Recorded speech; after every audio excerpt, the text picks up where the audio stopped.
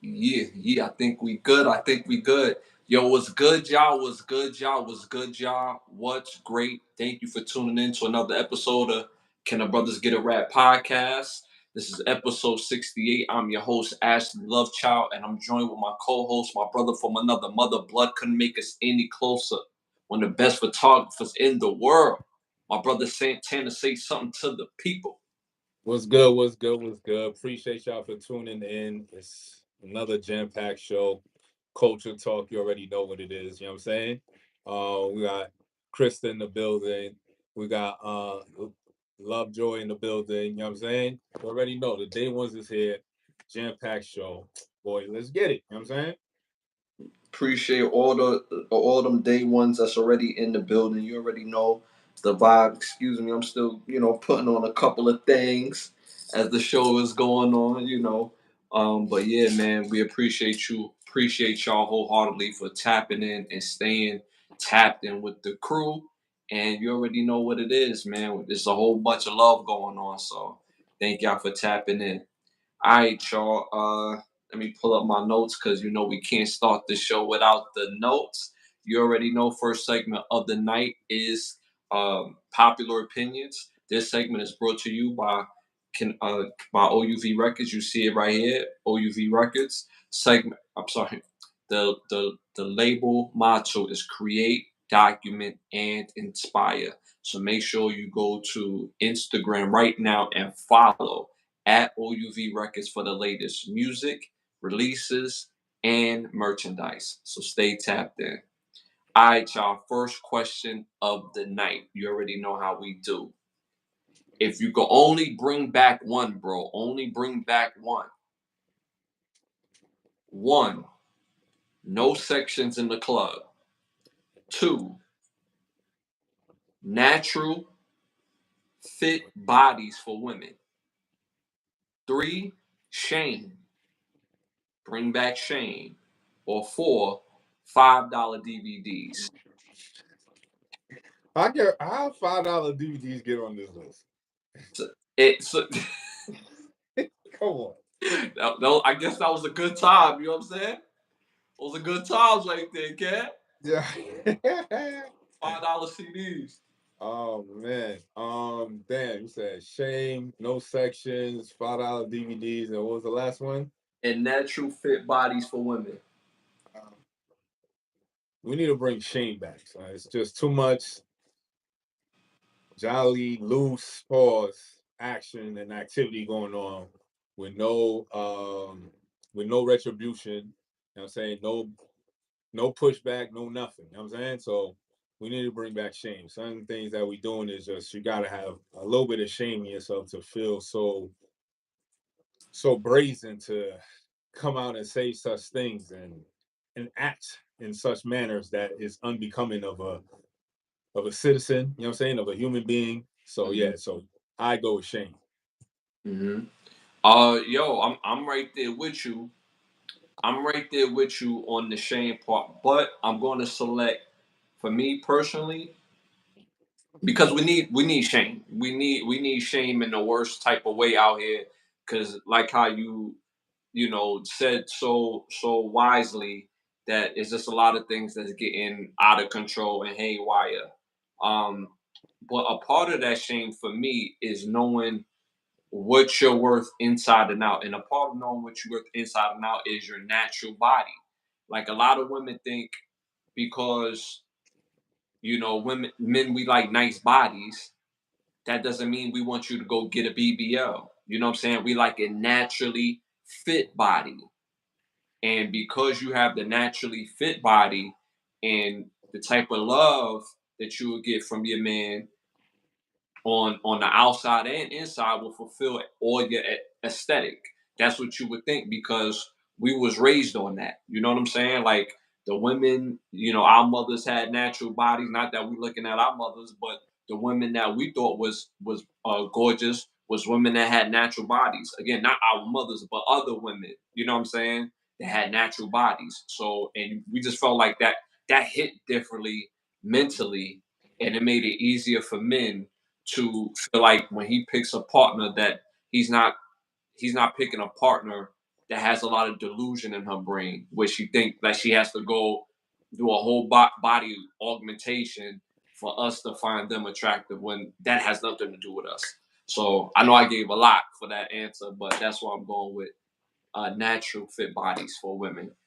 The rest of the world, they went with shame at 41%. Yeah, facts. We need to be shamed. You know what I'm saying? Because we've been saying this for a long time. Men been saying we want naturally fit bodies for God knows how long. How much more do you need us to say? You know what I'm saying? Mm-hmm. Like we've been telling y'all what it is. So now it's like you're not listening. So it's like, all right, so now we're just gonna shame you on the actions and the things that you decide to do and the things that you chose to wear. You know what I'm saying? Like Yeah, all yeah. these is choices. All of these, nobody's forced to do nothing that they don't want to do. You know what I'm saying? So everybody makes decisions for their own. You have the right to do as you please, correct. But Mm-hmm. there are parameters and there are certain guidelines into how you want doing things that, you know what I mean, for the most part, a society all agrees upon, like, you know what I'm saying? Like, yeah, we can allow this, but this over here is you going too far. You feel me? Yeah, yeah, So yeah. because of that, and you know what I mean, nobody can talk to our women no more. Like, we're just gonna shame you. You know what I'm saying? Like Yeah. all across the board, men and women. It's not towards only women, it's just men and women. If you do something wrong, that's not above board based on how we view society is correct. You know what I'm saying? That shame gotta go with it. Mm-hmm. Mm-hmm. Yo, shout out to Ron Jack that just pulled up in the building. One of our day ones. Appreciate you tapping in, man. We appreciate you tapping in. I just, I'm back, guys. Sorry, just finished watching the abuse of my elder on CNN. Yeah. Send them to Turkey. Well, you already know we appreciate you always, man. Real talk. All right, moving on to our next question of the night. Yo, this went crazy on Instagram, so I gotta bring it back. Starting a music label, which group are you starting it with? Which set of artists are you starting with? Number one, Busta Rhymes, Boys to Men, Janet Jackson, and Kanye West as your producer. Number two, Missy Elliott, 112, Whitney Houston, and Timbaland as your producer. Number three, Redman, Jodeci, Mariah Carey, and Pharrell. Already Yeah, set stone. Then you got 112. You know what I'm saying? yeah, 12. We won't say much about 112. Then we got Wit. You know what I'm saying? yeah, yeah. Just, you know what I'm saying? There's nothing else to even be said. And I got Timbaland as my producer. Yeah, give me that. I'm gonna just sit back. You already know my policy. You're not getting out the studio till everybody get an album done. Somebody go give me a sugar cookie. Yo, you need sugar cookies? Don't worry. I'm gonna get that delivered to you. Don't even worry. It's gonna be right at the door. You just Only open the little slot, the little mailbox slot, and we'll slide the sugar cookies in, and then you slide me the albums when they're done, and everybody can come out. You know what I'm saying? That's how we gonna run it over here. but you only eat the finest of sugar cookies, dog. The finest, you know what I'm saying? I don't even get the top tier sugar, you know what I'm saying? I get molasses now. You know what I'm saying?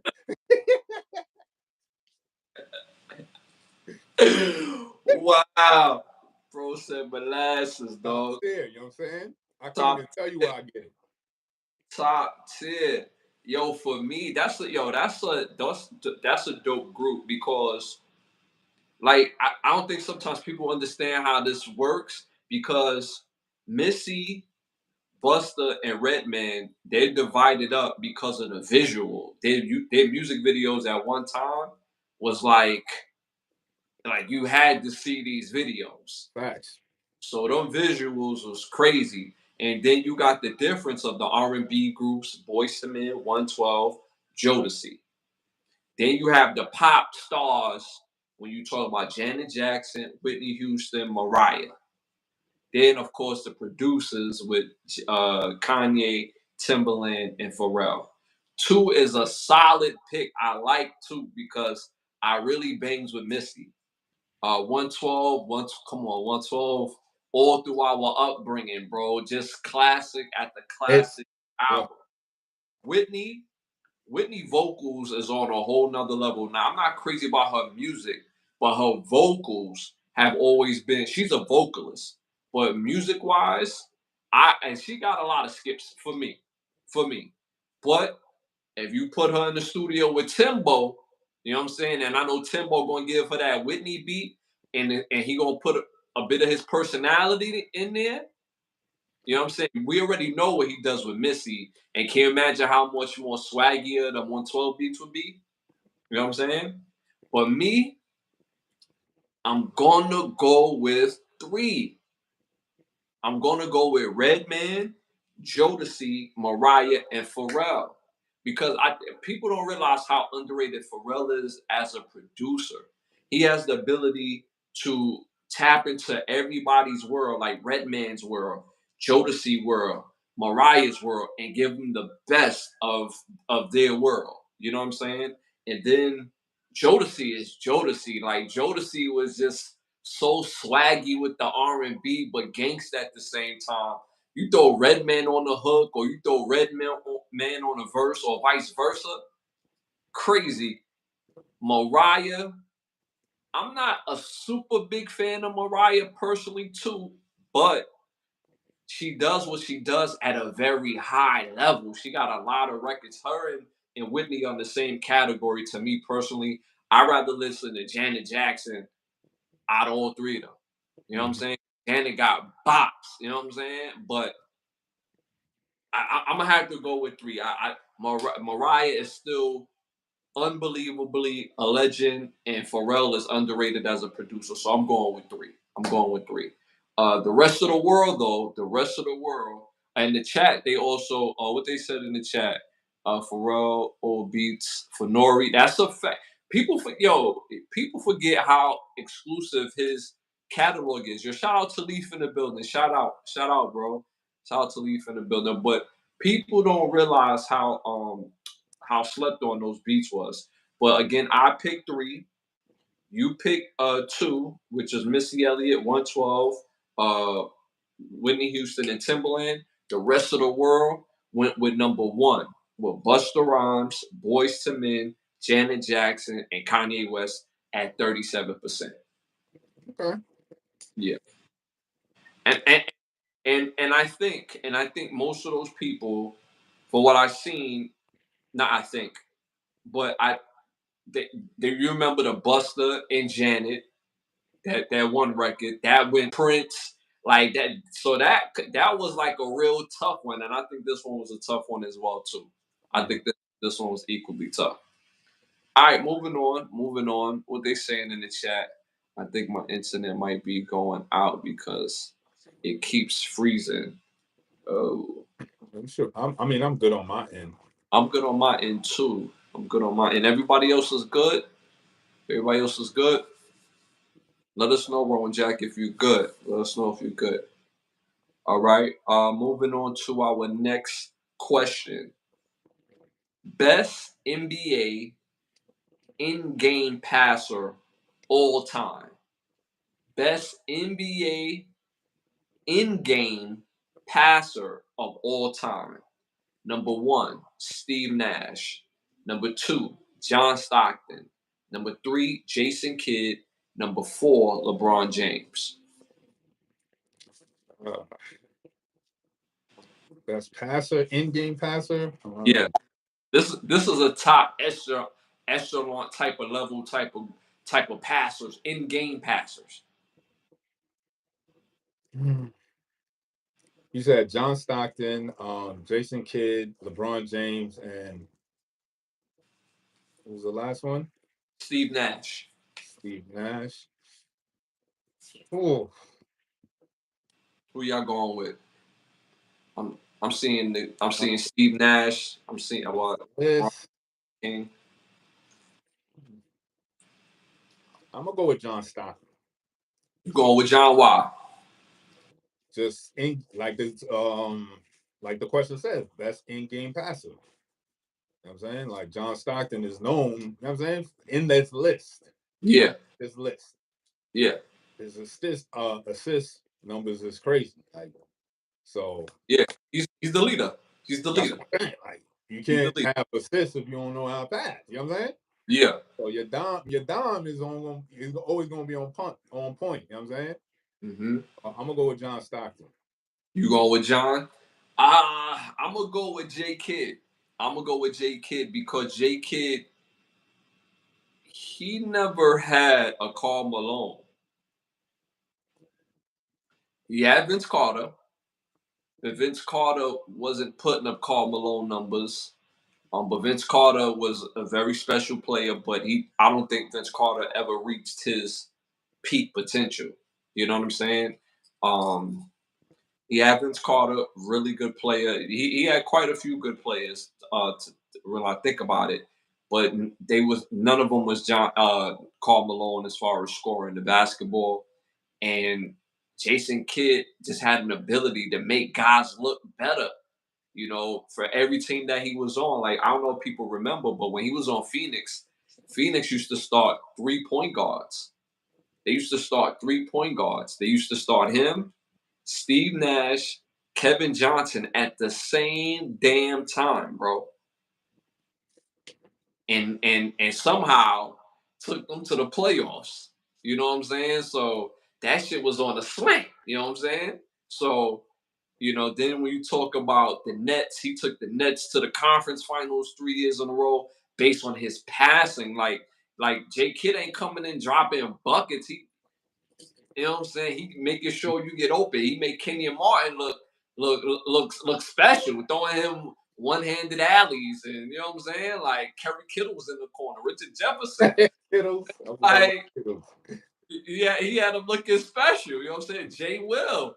He had Jason Williams, the center, looking special out there. So me personally, I'm gonna go with J Kidd. The chat is going. I'm seeing a little bit from the chat. I'm seeing Steve Nash. I'm seeing John Stockton. I am seeing LeBron. I went with J Kidd. You went with John Stockton. The rest of the world, they went with J Kidd at 39%. At 39%. It was close though. It was close because you have John Stockton that came in second. He was at 24%. So it was close. It was close. So salute to everybody on these lists because all these players is great passers, in-game passers, um, as players. All right, last question for popular opinions. Best fugitive movie on this list. Best fugitive movie on this list. Number one, The Fugitive. Number two, Enemy of the State. Number three, U.S. Marshal. Number four, Total Recall. This is a tough list.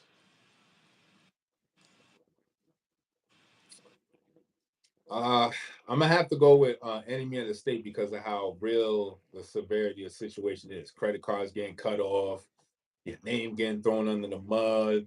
Like 1 minute you everybody fuck with you, and the next morning you wake up, you know what I'm saying, you top on the list to get, you know what I'm saying, to get Yeah. arrested and all that. So just seeing how in the beginning of the movie for Will Smith's character to be a top lawyer and then he get involved with whatever he get involved with, and then to see him like gotta be sneaking in the back of the crib real quick to like just get a jacket or something. So I would definitely say as a fugitive, I'll go with Enemy of the State.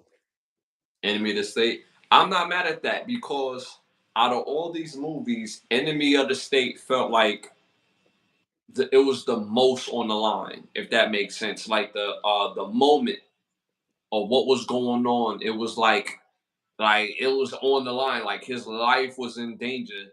Like, but it was a reason why his life was in danger. You know what I'm saying? And it just felt like the moment was so apex. You know what I'm saying? I love that Enemy of the State. Me personally, I'm gonna choose U.S. Marshal because I feel like I probably watch U.S. Marshal probably a few times more. If I seen U.S. Marshal 12 times, I've seen Enemy of the State 10. You know what I'm saying? They very neck and neck to me. Pause. But I'm gonna say U.S. Marshal. I mean, it. I have nitpicks for U.S. Marshal, where he goes from just trying to make a living out his truck and get into a whole accident, and then it's like what I'm saying, bullets grazing through his head and flying past his ass. Like pause, like you know what I'm saying. Then the whole situation with his shorty, he kind of left his shorty, and then you ain't never see the shorty again. Like couple nitpicks, but it was just so great and how he had to continuously adapt. Then you had Eddie rocking the wig, he pulling up with the wig joint just so he could make the drop, and and then going from the roof all the way to the train, and you know what I'm saying. So I just thought that was a better watch as far as action, in my opinion. I'm seeing a little bit of everything. I'm seeing Total Recall in the chat. I'm seeing Tommy. I'm seeing U.S. Marshal. I'm seeing Enemy of the State in the chat. I'm seeing a little bit of everything in the chat. Again, you went with Enemy of the State. I went with U.S. Marshal. The rest of the world went with U.S. Marshal at 33%. Mhm. All these was great movies. All of these was great movies. Even The Fugitive. It's a Fugitive movie. The Fugitive for me, I feel like set all this off. Well, not Total Recall came out first, but The Fugitive kind of like that was like a true fugitive. You know what I'm saying? Being framed for his wife's murder. So that one was lit. All right, we're moving on to our next segment. Hollywood Need to Ask Us. You want to start this off? No, you can go ahead. All right, so Hollywood Needs to Ask Us.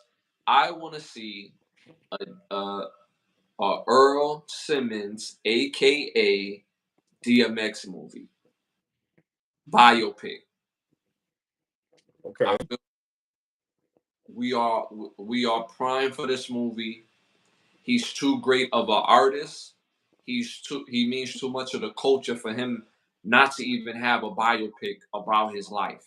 And I want the truth, the great, the bad, the ugly, the triumph, um, and him trying to really, you know, get ahead of the things that ultimately would have said to be his downfall. So I would love to see a DMX movie. Um, yeah, that's what I want. All right. DMX movie. All right. That's fire. Yeah. The next movie will be lit. Any points in his life that you want to highlight more? Honestly, I really want to see because we've heard about the upbringing in the music. The tumultuous relationship with him and his mother. Her being a single mom, and then like taking him to like a boys' community, and just left him there for the church or the community home to raise him, and he had to overcome some things, and he went through some things that traumatized them for a long period of time. So I think I want to see the effects of that, not necessarily what happened at that place, because we have an idea based on what he spoke on in his music, him being a little boy, and it was just a lot of stuff. You know what I'm saying? Mm. I want to see the effects of that, which made him, had to grow up the way he had grown up, and then for him to see the light and use his music as light, use his prayer, his poetry as light, and the fact that his prayer and poetry, just by him saying it, affected so many people, Facts. including himself. So I will hope that they would highlight that part the most. Obviously we see the rise, but I want to see that particular part, the effects, and then I want to see really what was going on behind the scenes. With the entertainment, with his personal life, and those are the parts I would particularly want highlighted. All right. All right. Nah, that'll be lit. Biopic of DMX will be fire. So you definitely need that. You know what I'm saying? Yes, yes, yes. And I think there's several dudes that could pull it off. The DMX movie. But would you? I know this is for me, but would you be more interested in having a series of DMX or a movie a 3 hour movie or an 8 to 10 episode series, hour piece. I'd go more with a movie. I think they Okay. could definitely delve in and really draw out the story and bring out the character and bring out, you know what I mean, who DMX was as a artist and as a, you know what I mean, a person. I feel like a movie could definitely bring that out a lot. I'm saying, and the focus be like right there instead of like drawing it out. I want a very concise movie. You know what I'm saying? Mhm. And I want to relive some moments too. I want to relive some moments. I remember when Get At Me Dogs came out. Like, we was in junior high when that song came out. And I remember when it hit like wildfire. It was like, yo, who was this? I remember that video. So I want to relive some of these moments. You know what I'm saying? That's the one thing when I watch the Biggie Smalls movie, the Tupac movie, the what's another? It's a lot of movies that dropped the ball because we didn't relive those moments. It's like, yo, dude, I remember that moment. I remember when Stop Being Greedy came out. I remember when, Stop, Drop, Shut Them Down, and how New York City felt. I remember what it felt like as a little kid getting my little icy from the store, my little tropical fantasy, walking out the store, and I'm seeing 30 bikes coming through the hood with Rough Riders, all on a bandana, everybody in leather. Like, I remember that energy, summertime energy. So I want to relive some of those moments, within that biopic. Nice. Nah, I'll be lit. I'll definitely be lit. Zelda is totally more in the feel of Mortal Kombat to the big screen. I feel the same thing can go with Legends of Zelda, the feel, the look of the game, the character, Link, all that. You know what I'm saying? So I definitely need to see a Legends of Zelda series. Okay, that'll be lit. That'll be lit. Anybody you have in mind that you want to play Zelda? Um, so it'll be the main character is named Link. Zelda is the We, prince. yeah, Okay? yeah. So I'd go after the kid that plays the Stranger Things. Mike, he plays Mike Wheeler, but his name is Pause Finn Wolfhard. That's a crazy name. You know what I'm saying? But Yeah. definitely him. You know what I'm saying? I could see him playing the character Link, and then they could flush out a bunch of other characters to play all the others. Because so many characters in this game. You know what I'm saying? There's just so many. But like I said, yeah, I think Simon McQuaid as director, Finn Wolfhard as the character Link. I think it'll be a dope series and it'd be on Amazon. They got the budget to make it happen. You know what I'm hmm They talking about Terry Crews to play Link. saying? Nah, he gonna play the dad and you know what I'm saying? Everybody hates Chris. That's what he gonna play. Y'all need to cut it out. Jada Pickett as who? Ganondorf. Oh, yo, he's yo, he's wilding.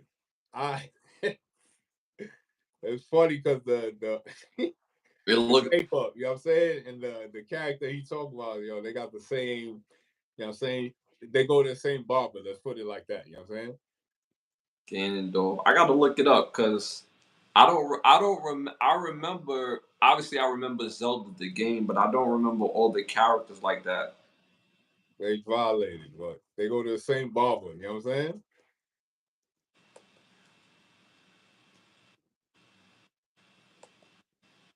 Is it this green thing right here?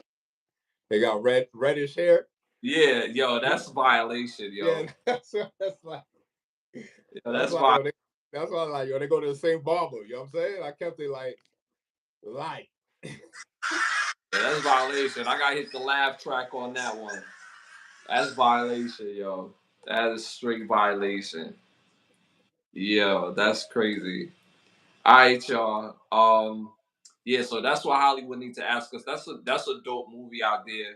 I would love to see that as well too. You wanted a live action or animated or like a specialized digitized game version of it. Nah, I want a live action series. You know what I'm saying? Okay. Yeah, they can make that happen. Okay. That's lit. That's lit. All right, y'all. Moving on. Make sure y'all hit patreon.com. Can the Brothers Get a Rap podcast? Again, patreon.com. Can the Brothers Get a Rap podcast for exclusive merchandise and content.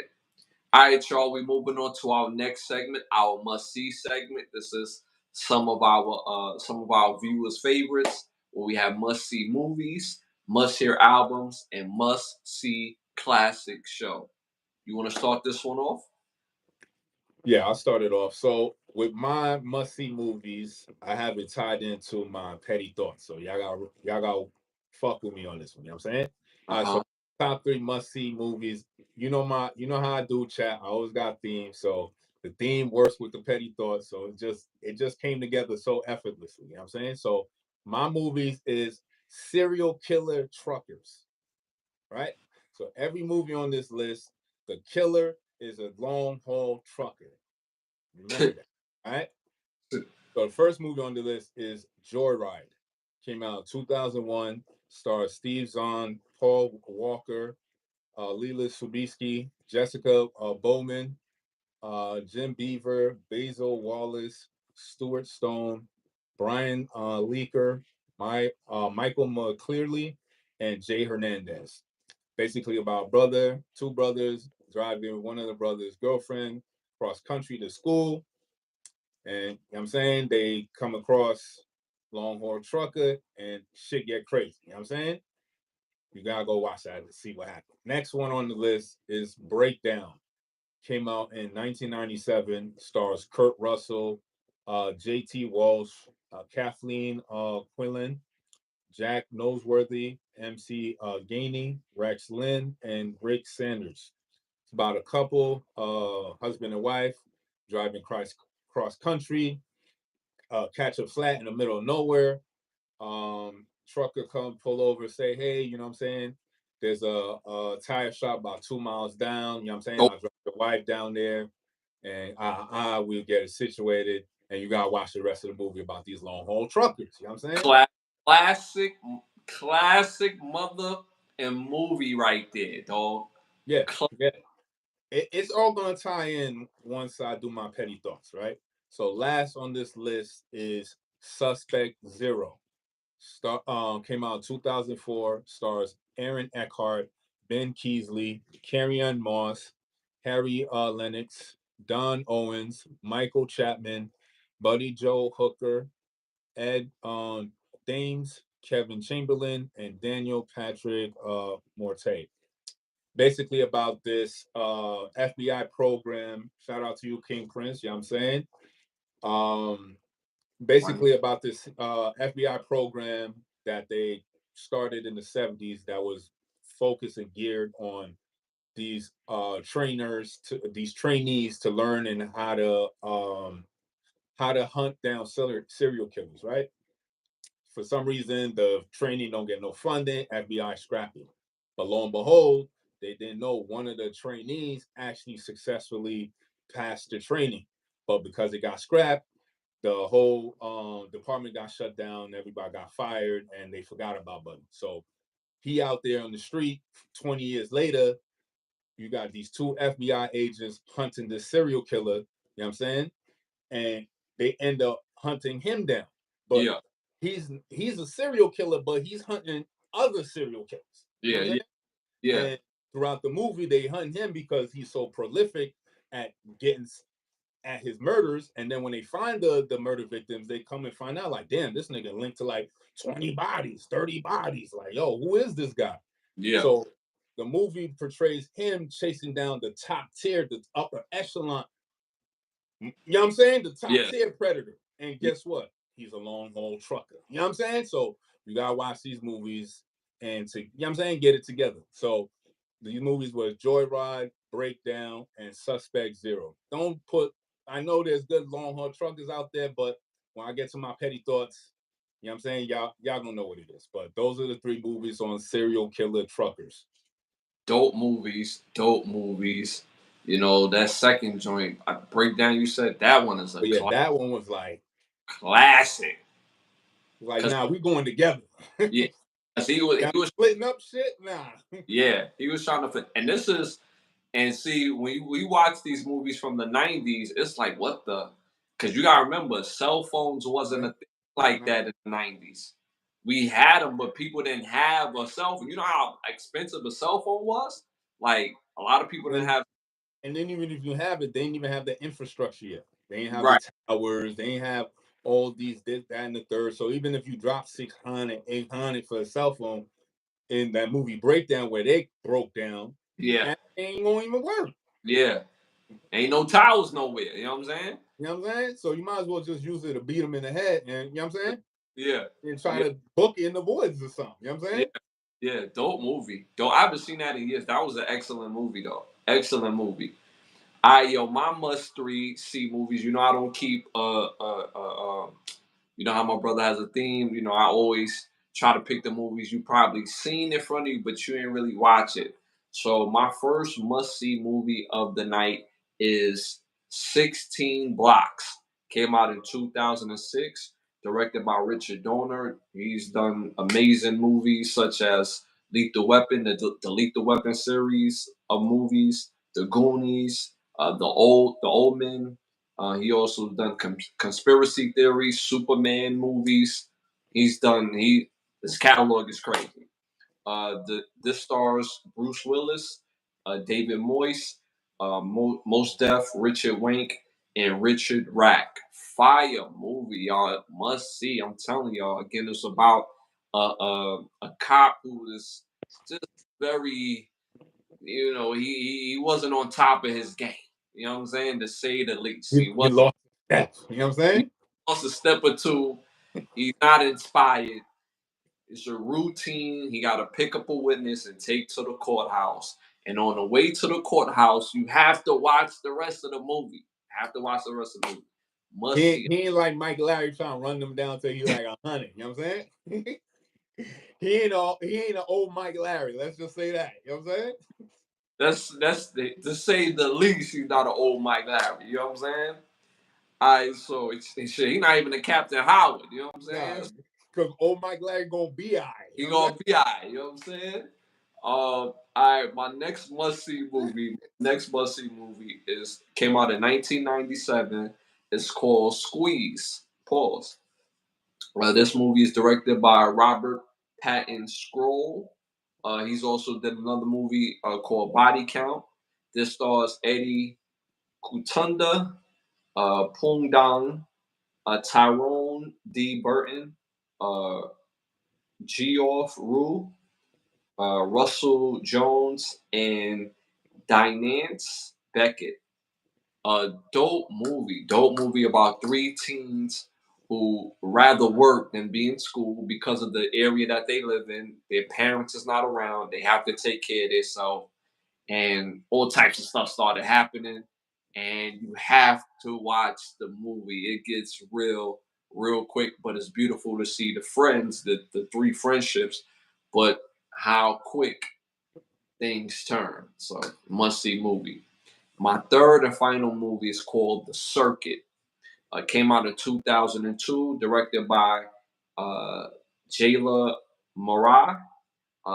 Stars Oliver Gunnar, Simon Kim, Michael Blanks, James Kim, and Byron Genovese.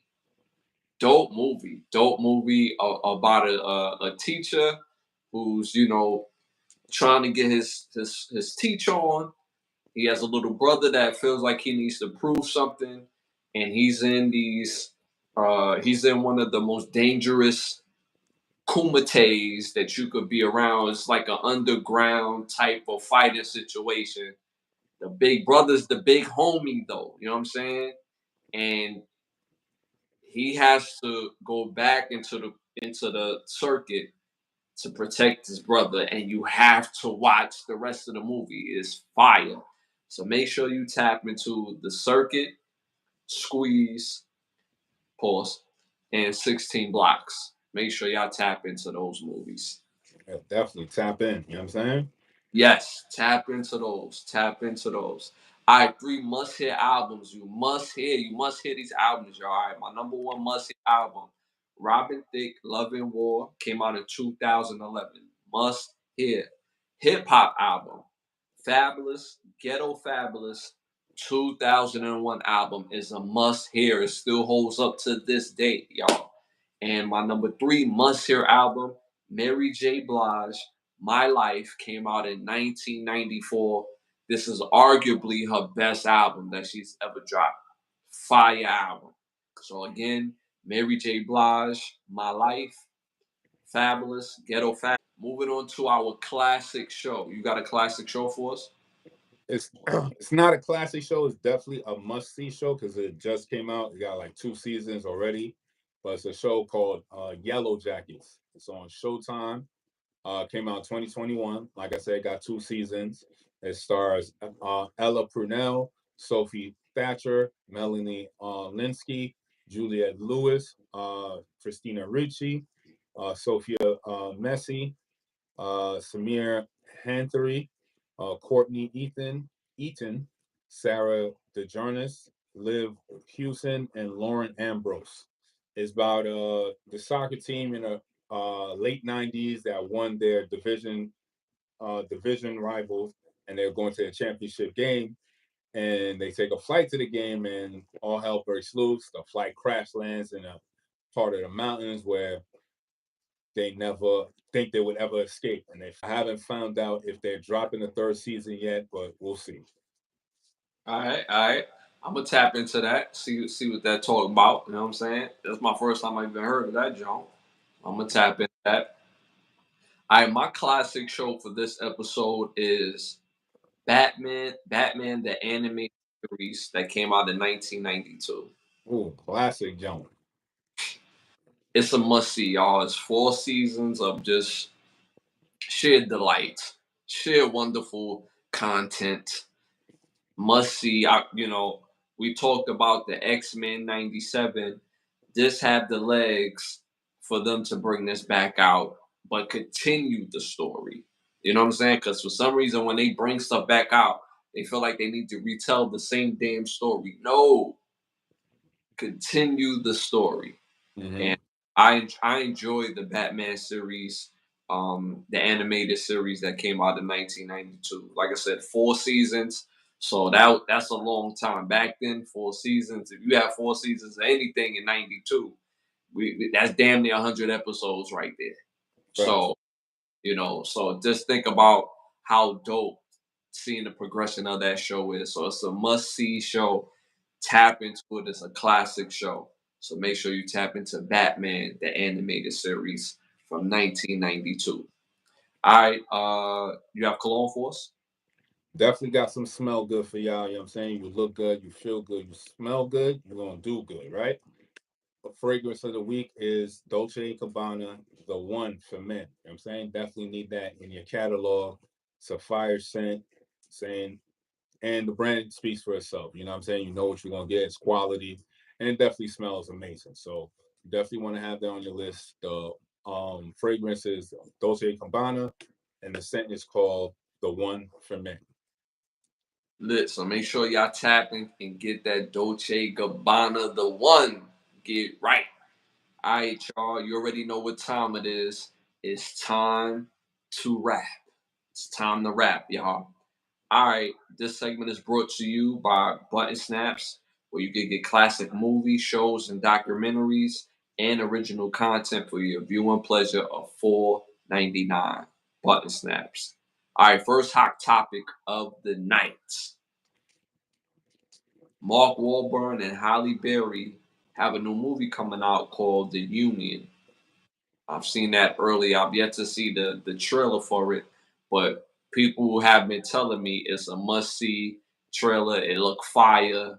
I don't know if you've seen it or heard about it, but they saying that this movie is going to be super lit.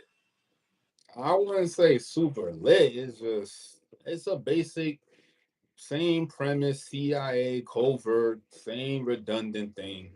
Ain't nothing new. It's same spiel. The only difference is Well, not really, because they already did this with CI, Central Intelligence, with Kevin Hart and The Rock, where they were high school buddies. But this one is Halle Berry and Mark Wahlberg. They were like junior high school sweethearts, and then went to Oh, high school. So okay. okay, little shit, you know what I'm saying? Little Yeah. schmitty bits, you know what I'm saying? Yeah. Nothing crazy, but Yeah. same goofy. She's 120, flipping 350-pound dudes. You know what I'm saying? Pause. Shoot niggas out the car, bullets damn near grazing their head. Pause. You know what I'm saying? Pinpoint accuracy, headshot, everybody dead type shit. Walk in the room, she walk out, everybody goes sleep. You know what I'm saying? Light shit. You know what I'm saying? Very Yeah. light. Yeah. She, so Little she, little little so size on. so I she, want so to say lit. I'm gonna see what it do. You know what I'm saying? yeah, I want to see what's up, but I yeah, want to see a yeah, little fire. Nah, that's whoa. That's too much. yeah. People been telling me that it's fire, but you know how I feel about like watching women that's like or any woman to be honest with you, like just sitting there two piece and 250 pound dudes like it's nothing. Like you just super But sock. there's been certain movies where they make it realistic. You know what I'm saying? Right, But they'll right. just drawn out. It just be like it'd be too much, son. So that CIA covert aspect of movies been burned out for real. And I like it. I like that stuff. But for me as a fan of that genre of movies, it's definitely been burnt out, and it's just the same trope and the same idiosyncrasies that they keep flushing out and just remixing the remix. And it's like it's black now. You know what I'm saying? Black. It's black. Black. All right, moving on to our next hot topic. The car market, the car or auto market has officially crashed. You have a lot of people now who really can't afford to buy brand new cars. I mean, they couldn't afford to really buy them 2 years ago when the car market was booming. But now, if you realize the prices of cars have gone through the roof, and less people is buying cars. Even people that need cars, they like, I rather figure it out than buy a whole car because of the interest rates that they charging on vehicles. Um, the experts at buying vehicles is telling people, Why cars are so expensive when it's damn near people ain't even making cars half the time because the auto factories is run by other machines. So why is a car so expensive if there's the cost of labor is very minuscule to say at least. You know what I'm saying? Not all car manufacturers, but majority of them are like got heavy duty parts of building the car is done by machines. yeah, So why is it more expensive if the labor is less? yeah, yeah, yeah, You know what I'm facts. Mhm. saying? Again, another shit low sazon the mix, you know what I'm saying? Yeah, So remix the remix again, you know what I'm saying? yeah, 'Cause, like if the car already built, you paid the niggas to build the shit. Why do I have to get a fucking loan to buy it? You know what I'm saying? yeah, yeah, It's already paid for. You know what I'm saying? yeah, facts, facts. And You feel me? So a part of the finesse of 2 years ago, because this is like 2 years ago is what 2022. 2 years prior to that is COVID, right? So part of the finesse on 2 years ago was that the whole thing. Because you remember I was going through this thing before I bought my new car 2 years ago. When it was like, yeah, all the cars is stuck on a ship somewhere and yada yada yada. Come to find out, that was all the finesse to the get shit huh? yeah, to get people just to get these cars that they got right now because they not gonna load any more cars up in here. They're not gonna load any more cars into these auto dealerships. So this is what we got, and this is the price.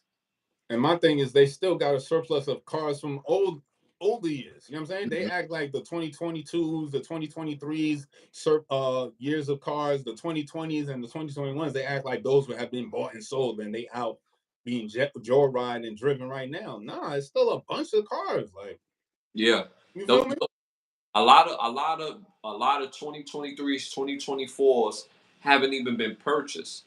So anytime we go into the new year, in a couple months, it's about the time when the 25s are going to be dropping. Like when August hit, the 25 is going to be dropping.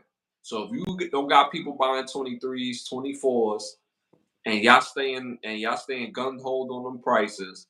Now when the 25s hit, who copping 25s? My thing is like, why every year a new model has to come out? Why don't you do it every 2 years, every 3 years? You know what I'm saying?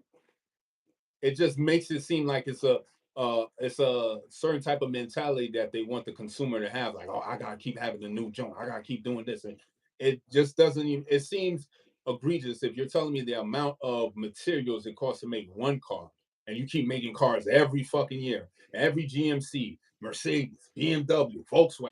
You You get gotta this keep the lights open, right? yeah, like you get this right now, you know what I'm You saying? gotta pay your rent, right? So you know what I'm saying? Get this 10 stacks. You know what I'm saying? Like, when cars was being built by hand with real metal and all this other stuff, it cost like $2,000. And we talking about real metal and glass for windows. We talking about real glass, not this plastic that they got now, which makes more sense because it's for safety purposes. Yes, I get that. But the actual materials that being used to make these cars is shanty. Mm-hmm. But you want to tell me it cost $70,000? Stop it, Five. Stop it. A car is an old technology. It's 100 years old. There should be no reason why I'm saying. You know what I'm saying? This is stupid. It's a It, 100-year-old it technology. Stop it. is. It, It's it is probably older than that if you want to get into the the technique. ethereal and all the other stuff, but we're not going there. 100-year-old technology, but you still charge me $100,000. Like, this is retarded. Let's stop. Yeah, yeah. Yo, I can't wait to see the continuation of it dropping because people don't realize that purchasing power matters. If something is ridiculous, if you stop buying it, guess what? Eventually it's going to come down. Excuse me. Eventually it's going to come down. So when you have that, you have to realize because of your purchasing power, it has power. Learn when and when not to buy something and get something, especially something that's essential and valuable, and that's going to, make things better for you on the day to day. Like in New York City, having a car is not a necessity. You know what I'm saying? But it does make things easier. You could run to the store, you could do your errands or whatever the case may be. It does make things easier. But it's also a hassle because you could get somewhere very fast, but it's going to take you about a good 20 minutes to find parking. You know what I mean? Like you could go to Walmart or Target or whatever case may be and get your stuff. You won't have to Uber there and Uber back. And, so but somewhere like Florida where it's a necessity, you have to learn how to use your purchasing power. And a lot of times, as a society, we don't know how to use our purchasing power. So, we got to start thinking that way if we want to get ahead. Yo, shout out to Biggs in the building. Shout out, bro. Biggs in the building. Yes, sir. All right, moving on to our next hot topic. Ex NYPD officer Yvonne Wu, 34 years old, um, admits to shooting her ex girlfriend, and killed her, and her ex and the ex girlfriend's lover. So she admits to killing them both. It was an ambush. It was murder. She pleaded guilty to first degree manslaughter and second degree attempted murder, and she's going to be in prison 27 years. She got 27 years behind bars. What do you think? So that was a same sex Yeah, relationship. yeah, yes. So there was no men involved in this No, scenario. no. So who's to blame now? You know what I'm saying? Who's to And blame? see, my So bad. Go ahead. my thing is, they don't. When you talk about domestic violence, you got to talk about all across the board. You know what I'm saying? They don't talk about the same sex domestic violence that's through the roof because the optics won't look right because you can't blame men because there's no men in the picture. You know what I'm saying? Mm-hmm. So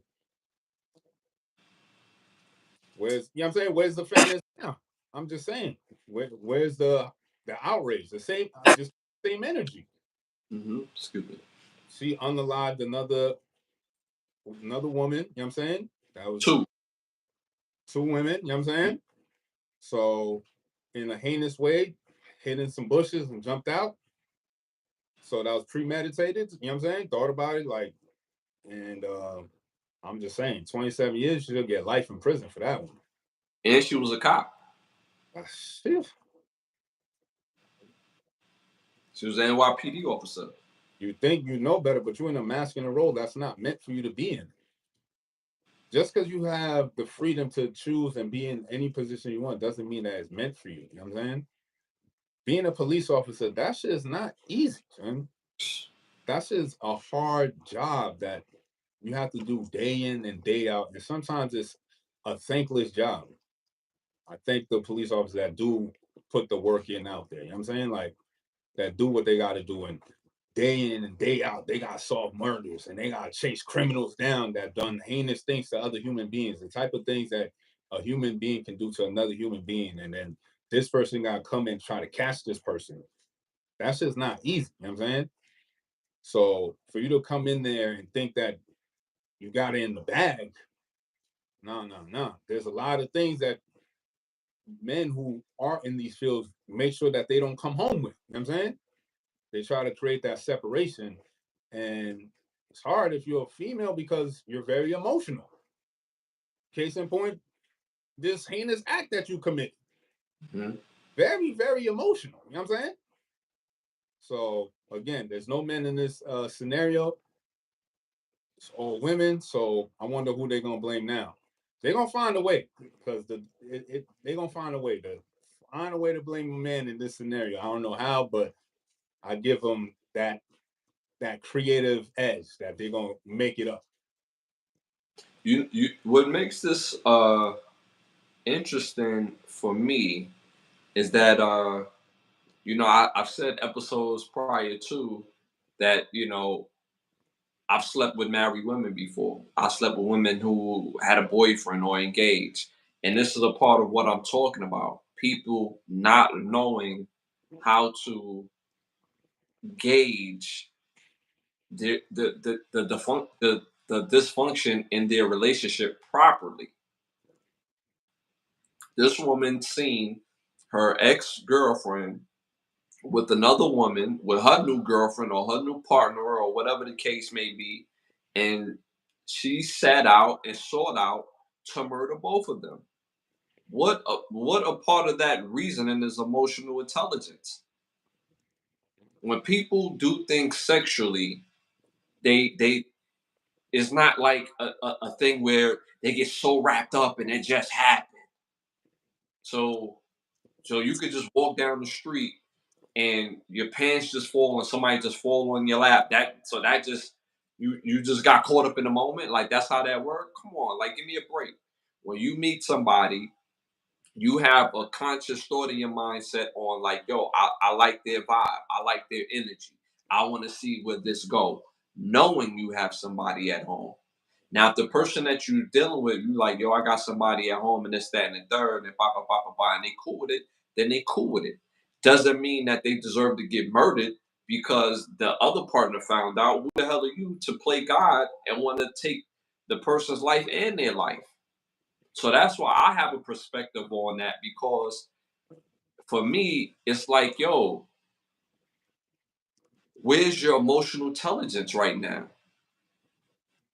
Where is it? Where is your reasoning? So, for example, if I had a girlfriend and she's cheating on me with another dude, so because she's and he knows that she's my girl, but he doesn't know me. Even if he knew me, that's disrespectful, and we could no longer be friends. But it's like, yo, you're doing me a favor. But do I have the right now to go get a gun, take her life and his life? Of course not. Who the hell am I? Now, if that was a man that would have went and took her life and took, her boyfriend's life, people be like, yo, what's up with this dude? He don't know how to check his emotions at the door.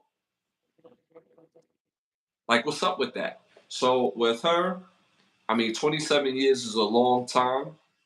behind bars. I believe they starting to give her time served because this situation happened in 2021. She just got convicted of this crime a couple days back. So I think that so she's pretty much looking at 24. So she's looking at 24 years, which is a long time to be behind prison. But a act that malicious, I think you should get life because you sought out and you made a decision to take this person life.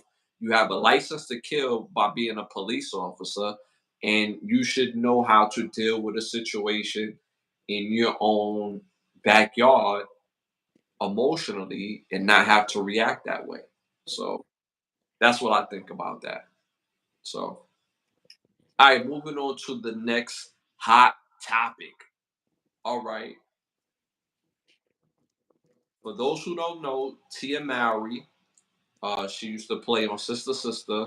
Her ex-husband, Corey Hardrick, finally speaks on their about what he went through as far as their situation. I'm gonna play your audio. I'm gonna play your audio. I hope that y'all can hear the audio. It's tough when it feels like you're going through something alone. But understand, no one's there for you, and this is like you're a man, especially a black man. He's tough, he's strong, but it was a year and a half crying myself to sleep every night. Nobody see that. Yeah. Nobody see that. Yeah.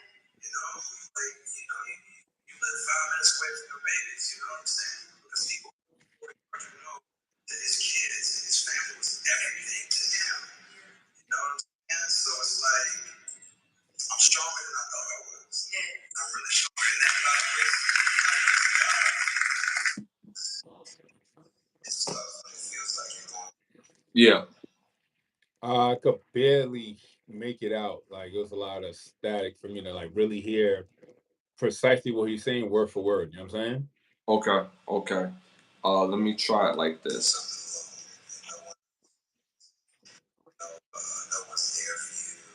He was speaking about that when he was suffering alone, that nobody was there for him. He went through periods where he was crying himself to sleep for a year and a half, and because he's melanated, it's like, yo, bro, you got this. You strong, right? You tough, right? Like you gonna get through this. But he really had nobody that he could turn to to give him that emotional support. And what he realizes that he's stronger than what he thought he was. And but it was super hard not being in the same house with his kids. He lives 5 minutes away though, but he's used to being at home with his kids. So that's what he said. Mm-hmm. I mean, he's echoing every sentiment that every man go through. You know what I mean? We got suffering silence. You know what I'm saying? That's where man finds a dark and lonely corner, and that's where he cry. You know what I'm saying? That's when he release his emotions. That's where he vent his frustration. And that's why I understand that meme going on. Would you share your emotions to a girl or a brick wall? You know what I'm saying? Then you talk to the brick wall. You know what I'm saying? Because Yeah, you yeah. gotta get it out. And once you get that shit out, you know what I'm saying? However you get to understand, but how can another person understand what he's going through when you trying to move on and you trying to like, I guess, heal in a way, and you got your ex yapping away on TV, this, that, and the third. How are you supposed to heal? Mhm. Or how's another person supposed to um empathize and give you advice if they not even nowhere near that type of, you know what I'm saying, scrutiny and that type of lens? You feel me? So I get why you had to do that in the corner and then come out stronger and realize like, yo, all right, I'm good now. You know what I'm saying? Mhm. Now he gonna just stiff armor, you know what I'm saying? And get Mhm. him a young joint. Yeah, And yeah, what it is. yeah, yeah, He want to stay with his family, but guess what? She decided to break up the family. So he's honoring her decision. You can't renege now because you thought the grass is gonna be green on the other side. Guess what? The shit is dry. It got a couple of doodle stains on the grass. You know what I'm saying? The yeah, shit fucked up. You need some you need some what's that? Some fertilizer and shit. Matter of fact, you need Julio to come through and just start over. You know what I'm saying? yeah, That's all gone. Because you yeah, thought it was gonna be good over there. It's fucked up. Now you thought, oh, I'm gonna just tiptoe back. Nah. Nah, maybe 2 years ago when Buddy was going through it and he wanted his family, and you over here talking about, oh, our relationship is like it's like college. You Right. Right. graduate and then Yeah. you, huh? Yeah. Okay, so you graduated, got your master's, and you know what I'm saying? You know what I'm saying? You got the degree, Yeah. so what that get you? Yeah. Buddy gonna be all right. I'm telling you. After this, I'm pretty sure his phone blowing up crazy right now. He trying to dodge them joints because he trying to just be with his family, raise his kids. But then after a while, you know what I'm saying? He gonna tap into a little something. She gonna be young, cute, and with his program. Hmm. At one point, she was with his program, but at some point, when things got too good, got comfortable, she got what she needed from it. She didn't want it. Then getting back out here, I remember her saying that, I'm surprised that guys don't court women the way, I'm used to being courted. I'm used to guys I like mean, you coming. left a top tier dude. Right, If that top tier dude wasn't good enough, what makes you think I'm gonna go harder than that nigga? right, right, You know what I'm saying? He right, was top tier nigga. right. That was the best you got, and you chose to leave that man. So why would the next man go any harder? Hmm. For use the box. You're older now. You don't bring nothing else to the table. It's like, what are we talking about here? Right. It's ego and the delusion. Like, y'all gotta cut that out. And you know what's very interesting? She's a twin. She's in her situation with her ex, and her sister, who stays relatively low key. She's married, been married, have kids, and her marriage is working. Her marriage is, thriving, and they're still together. And when they look at each other, they look like they really like love each other. And the way she treat him, you never hear Tamara speaking on her husband and making him look crazy out here, unlike Tia. You know what I'm saying? Who's been more in the spotlight, who's, obviously she wants to be popping because I remember when they got divorced, she started doing like these little TikTok videos It's of her weird. It's dancing. like they want to say it's for themselves, but it's really more the attention of other men. Like, let's be for real. You know what I'm saying? Mhm. You trying to bait men, but it's like only a husband wants that. You know what I'm saying? Right, right, facts, Well, you facts, don't want it no more, but your ex-husband, that's who wanted you. That's facts. who loved and cherished you, and you know what I'm saying, wanted to death do his part till we grow all that. You decide to leave that man. So out there in these streets is nothing for you, like Cameron says, but hard dick and bubble gum. You know what I'm saying? That's You look, it. I don't know why. I don't know why. I don't know because a lot of women make this mistake. A lot of women, y'all mix up sex for partnership. The men in your DMs want to smoke your buns. They don't want to take you serious, and really build a life with you.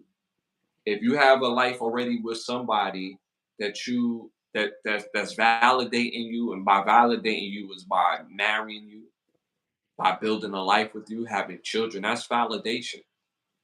So if that's not good enough, the next man is not going to say, "Yeah, you know what? He wasn't me.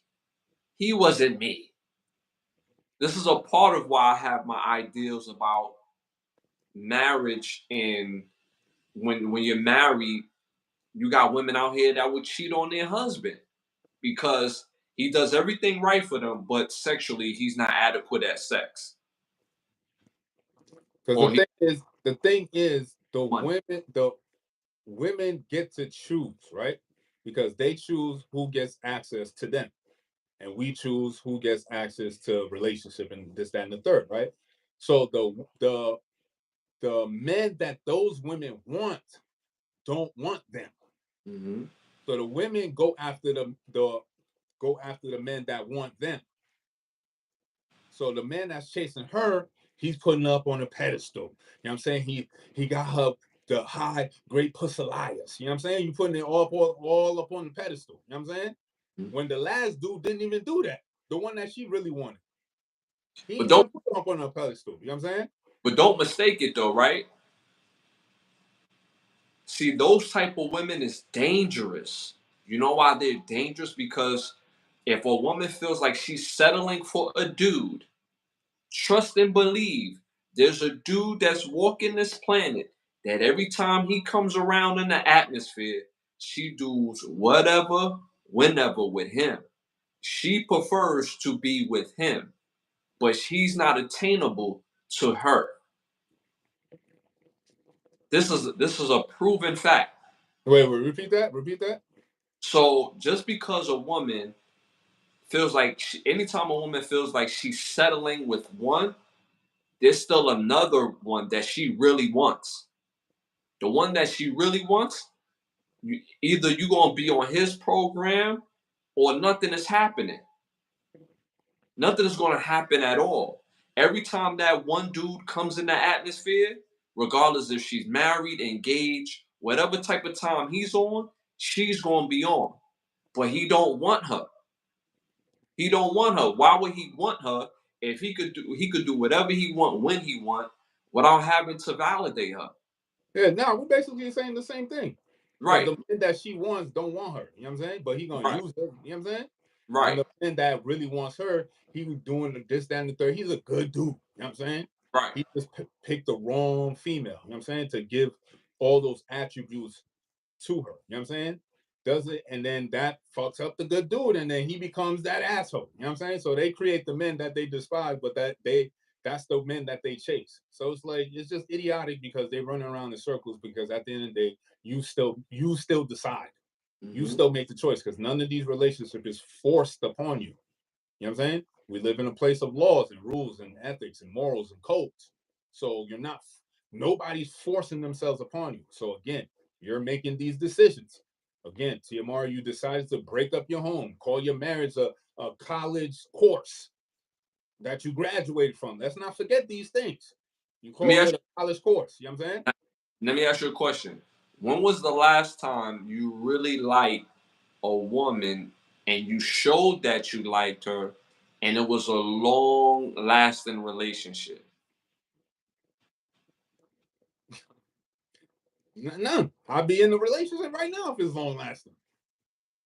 You feel what I'm saying? But when was the last time that you had a long lasting relationship with a woman liked you more than you liked her? I mean, it could have been long lasting, but I was doing what I do. You know what I'm saying? And Yeah. Oh, but the prerequisite is that she liked you more than you liked her. not facts. Yo, appreciate you, Rowan Jack. Appreciate you. Thank you very much, man. We appreciate you. This is why Chad dads are important. We can see through F boys because we were the F boys. And Keep that's why uh, women need to speak to their fathers, their brothers, their uncles, get real insight. Bring these men that you think you have feelings for around real men, and we could tell if he's good for you or not. You know what I'm saying? oh, But you Rowan have 12 to in the do it building. on your own. But it's like, all right, go ahead. Yeah, now that's a fact. Rowan 12 in the building. Oh, Rowan 12, where you at, bro? Ski. Good seeing you, bro. Wow, that's what's up. Yeah, Yeah. yeah, but go ahead, my bad. Yeah, like I was saying, you bring this potential person, this partner that you want to be with around other men that you value their opinion, like your brother, your uncle, your you know what I'm saying? Another man to vet this man, because you can't do it. Hmm. You, Bro, you can't do it. for, for some reason, the, for some reason, the more indifferent I am, the more a woman is like, come on, like I really want to like try this. I really want to work on this and this, that, and the third. You Because know in what her mind, she feels what she's bringing to the table is so unique, so much better than the last one, when it's really a regurgitated copy of the same thing. But I'm saying? you know what I'm saying? I entertain it, but I Hmm. already see where it's gonna go. But you know what I'm saying? Hmm. Hmm. And see, and like on top of that, pause. Um, because I'm trying not to put me in the conversation. I'm trying to make this very generalized.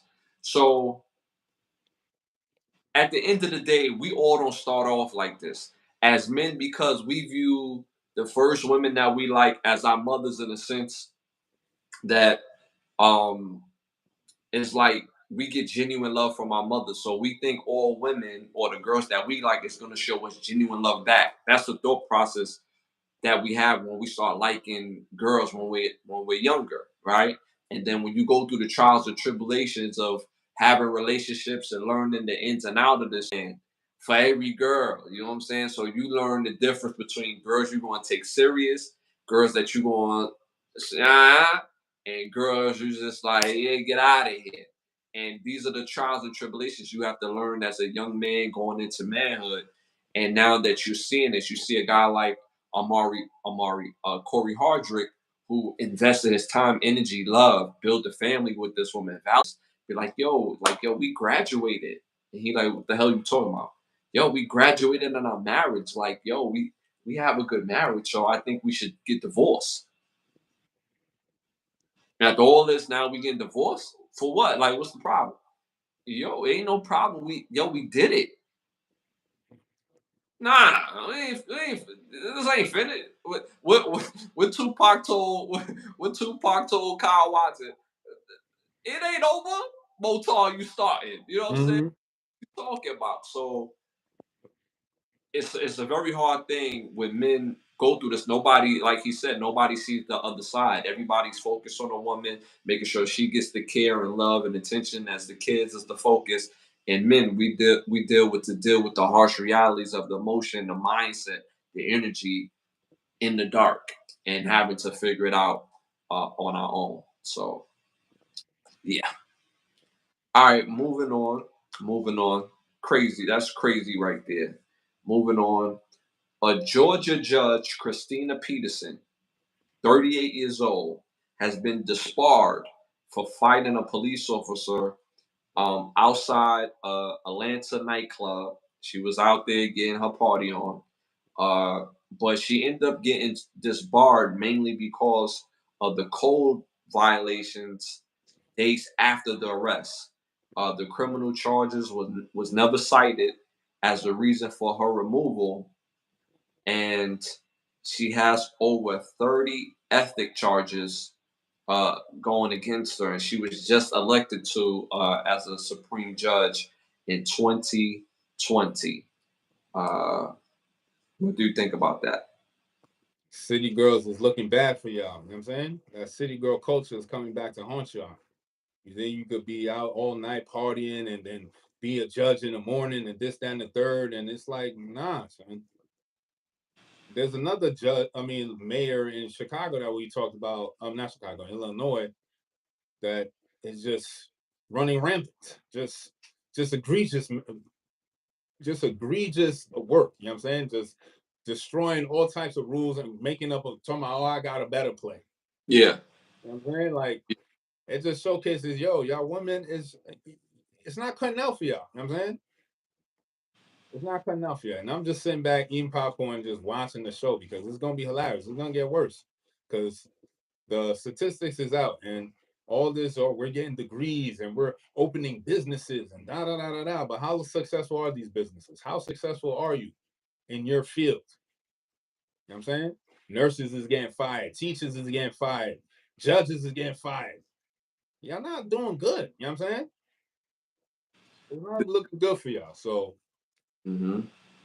I mean, this is very unfortunate. Like the young lady's 38 years old. She's a very young judge. So that means at 38 years old, you don't hear judges retiring until they get into their 70s.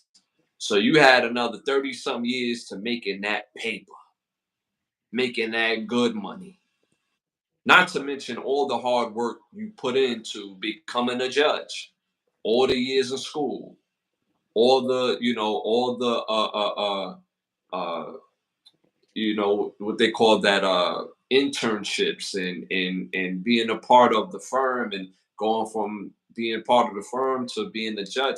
That takes a lot of work, and for her to do it by the age of 38, that's very special. So for her to lose sight of herself to the point where she gets disbarred. the wall is undefeated, my boy. The It's wall is crazy. undefeated. That's just wild to me. Like you did all that to risk it. You live in Atlanta, and when you see her, you could tell she tries to, be on her young vibe.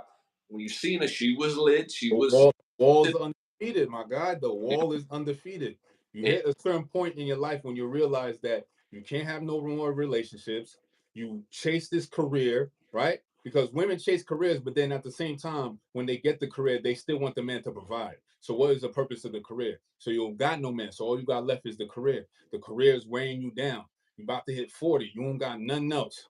You crashed out and burned. The wall is undefeated. You know what I'm saying? The shit is gonna continuously perpetuate itself because y'all making terrible choices. Terrible choices. Because you gotta understand, if you want to be a judge, you gotta understand a certain part of your life is over. it's over.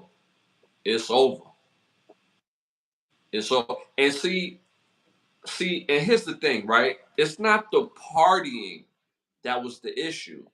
It's the partying responsibly. So she's the only judge that parties. She's the only judge that get lit. Hell no. Depends on the one that get caught. You know what I'm saying? Right, there's the key word is responsible, right? You're not going out and being amongst the people. It's so easy for you to get into something. You drinking, you dolo, you in Atlanta, it's 2 o'clock, 3 o'clock in the morning. It's wild easy to get into something. You a judge, right? So you got the type of paper where you have what? Home house parties where you do the inviting. You're only gonna have people there at your home that you really mess with. So now you're partying what? Responsibly. You don't have to be worried about being out and about and not being uncontrollable, being unruly. You could be unruly in your own roof, in your own time, with your own friends, doing your own things. If you looking for a date or a partner, there's ways of doing that once you become a judge. There's groups of people that you're amongst now. You're gonna be around other judges. You're gonna be around other lawyers. You're gonna be around other professionals. So how you end up in the club being unruly, drinking, lose your composure, put hands on a cop, and then all this other things happen because you don't know how to measure what you got going on. Mind you, 38 years old, bro. That's young. For those who are younger than 38 out there, I know it, especially for people that are in their 20s.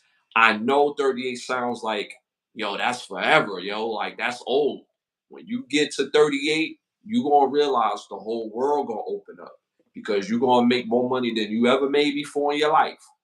And you're still relatively young, especially if you take care of yourself, especially if you keep update with yourself.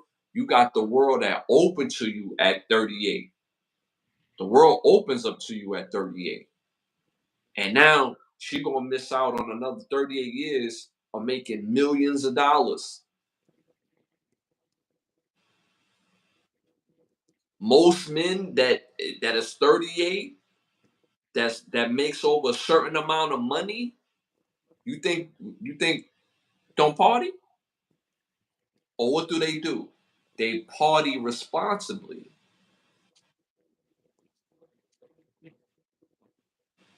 Anything you want to add before we move on? Nah, pretty much said it. All right, so moving on. Moving on. Uh there's a dude that they refused to drop his name. He did an interview where he speaks on giving his girlfriend his entire check. I have the audio. Let's see if this plays better.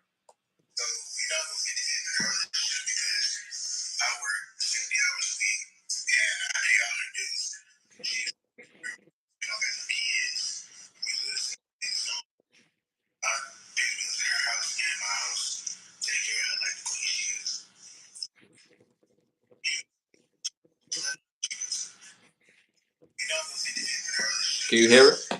Nah.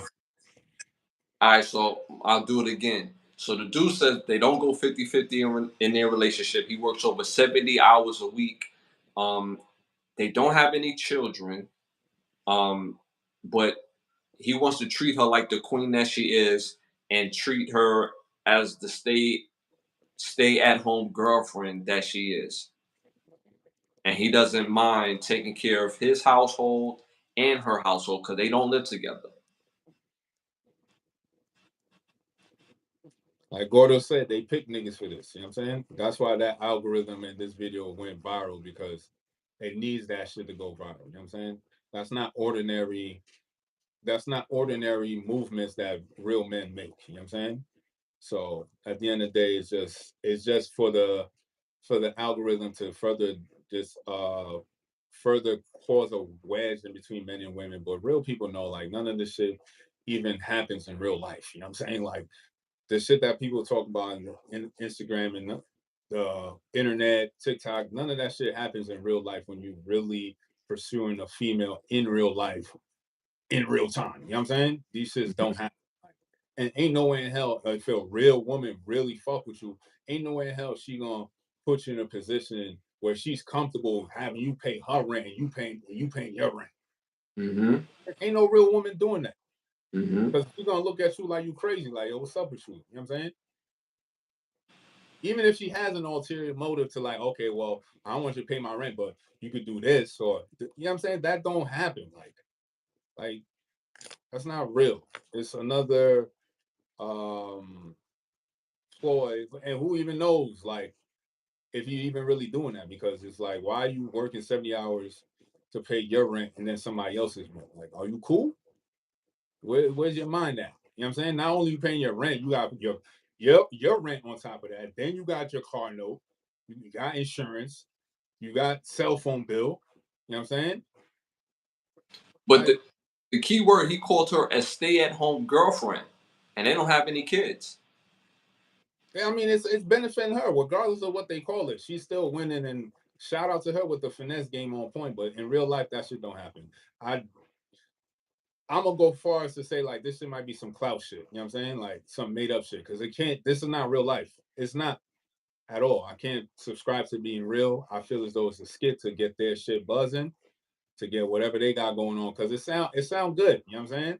But in real, actual application of life, ain't no in hell no nigga gonna do 70 hours, kill himself, pay two separate rents for extended period of time. You might have helped her 1 month. You know what I'm saying? Like, oh, I got a little bit extra bread. You behind on your rent. All right, I got you. But to constantly sustain that month after month, like, let's be serious, my guy. The rent in places is extremely high. So the only way that that could happen, and if that were to even happen, is if you're in a place where the rent is relatively low. And even if that's the case, it's still egregious. It still doesn't make no sense. How is that a great financial decision to make? What is your ROI? What is your rate of return on that investment you make? You know what I'm saying? What is the return? And then she talking about she making Lunchables for Bud. You're a Mm-hmm. grown ass man, and you paying her rent, your rent, and she can't even make you a sandwich. She giving you Lunchables, and you happy with the scraps? Like, come on, this is all fake. Like, I can't subscribe to that.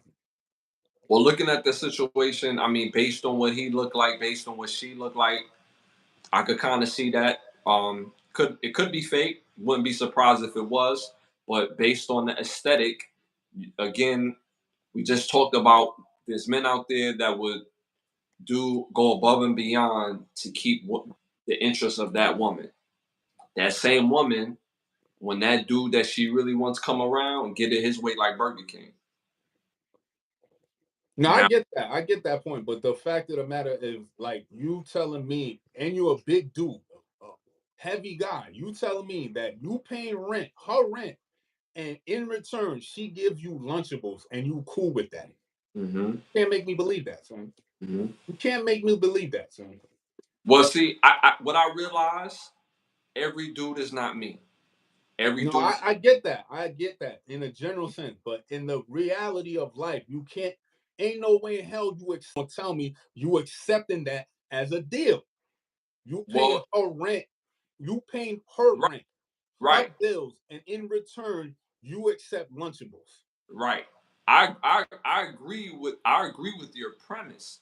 But I'm not negating the fact that there's dudes out here that is on that type of time. We cannot say that there's not dudes out here that's not on that type of To time. accept Lunchables though, like there's dudes that will accept certain things, but Lunchables, and you a big dude. You can't tell me that, son. Bro, if I'm working 70 hours a week and you bring me a sandwich, we got an issue. We That's what I'm got it. saying. One time. But see again, every dude ain't me, every dude ain't you. We Nah, I have get that, but I still have faith in men that ain't no way in hell. Even the bottom tier accepting a chick with two, you know what I'm saying? After a while, you're Mhm. not gonna accept that. So you can't tell me 1 month, 2 months, three Yeah, months, you right. accept that consistently. Nah. But a part of it is knowing to know better.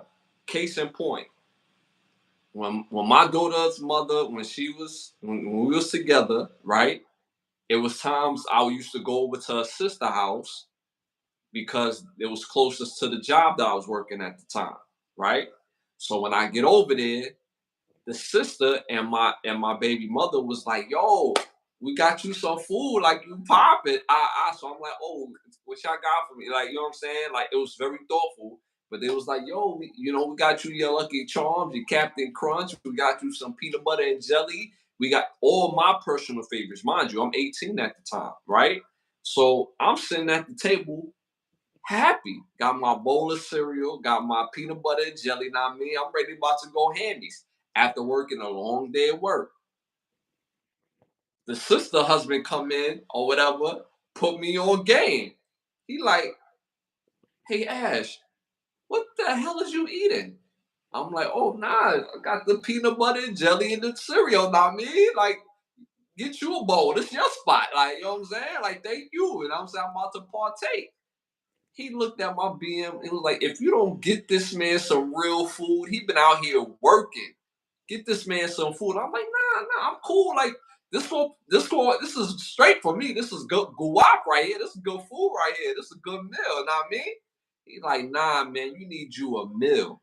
I'm 18. He's about like 30, probably like 38 at the time, putting me on game.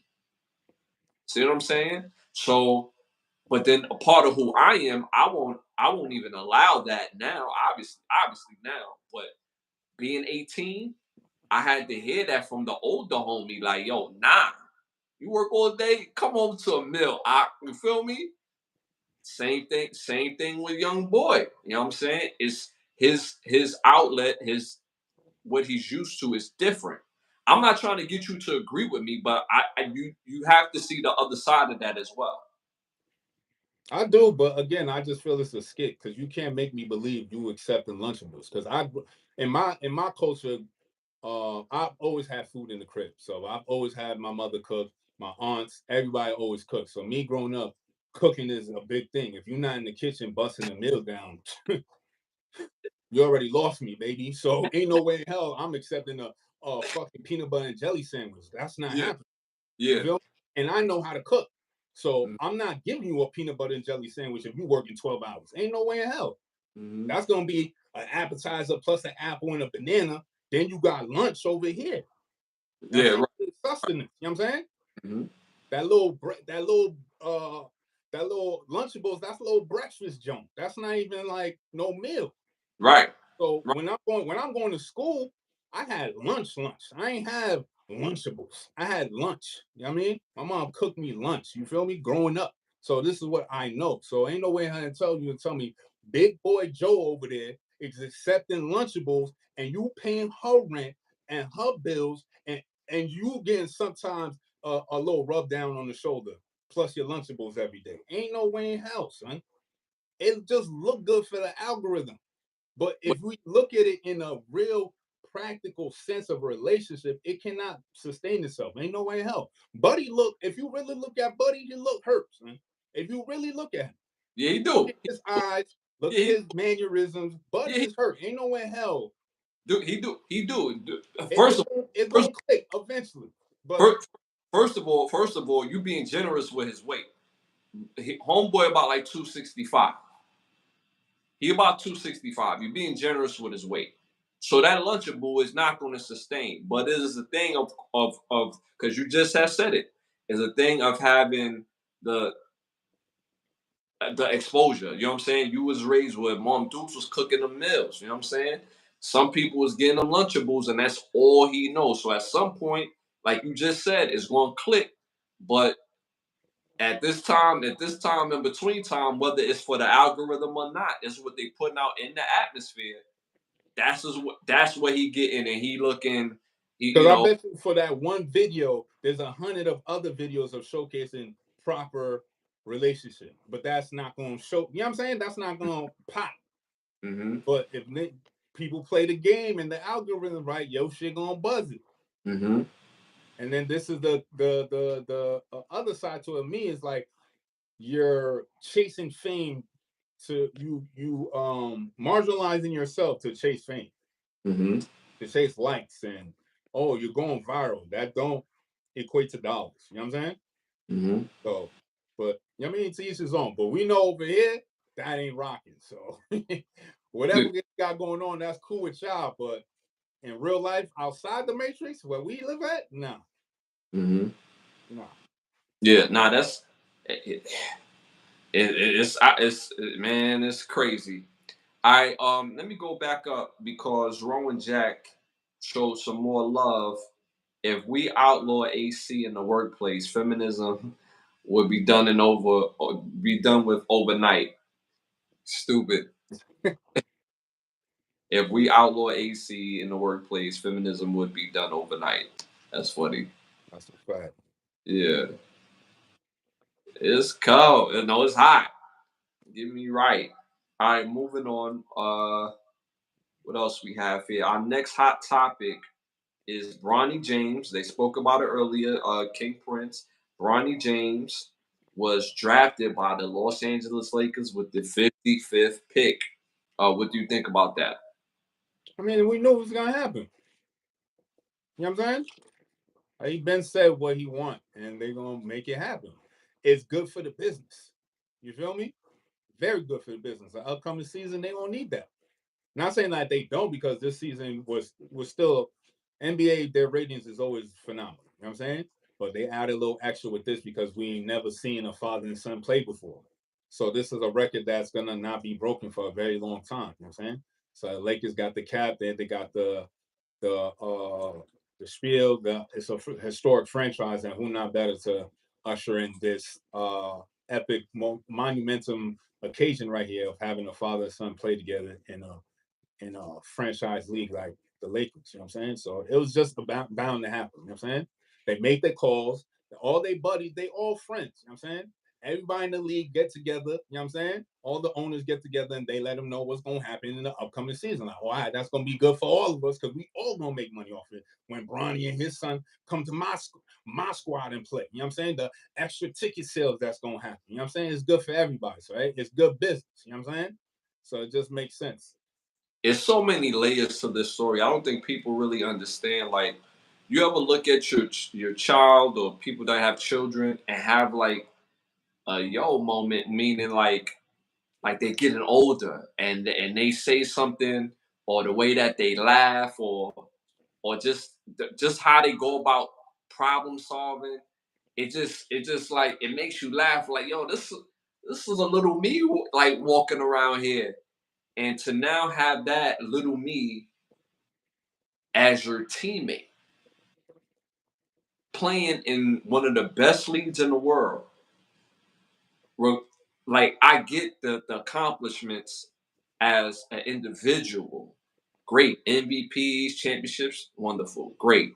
But now to see your son, somebody who was once in the sack of your balls, pause, is now this. Now he's strong, standing on his own man, but he's playing with me, Pops. He going to work. Like, we going to work together. He not going to work with me. We going to work together.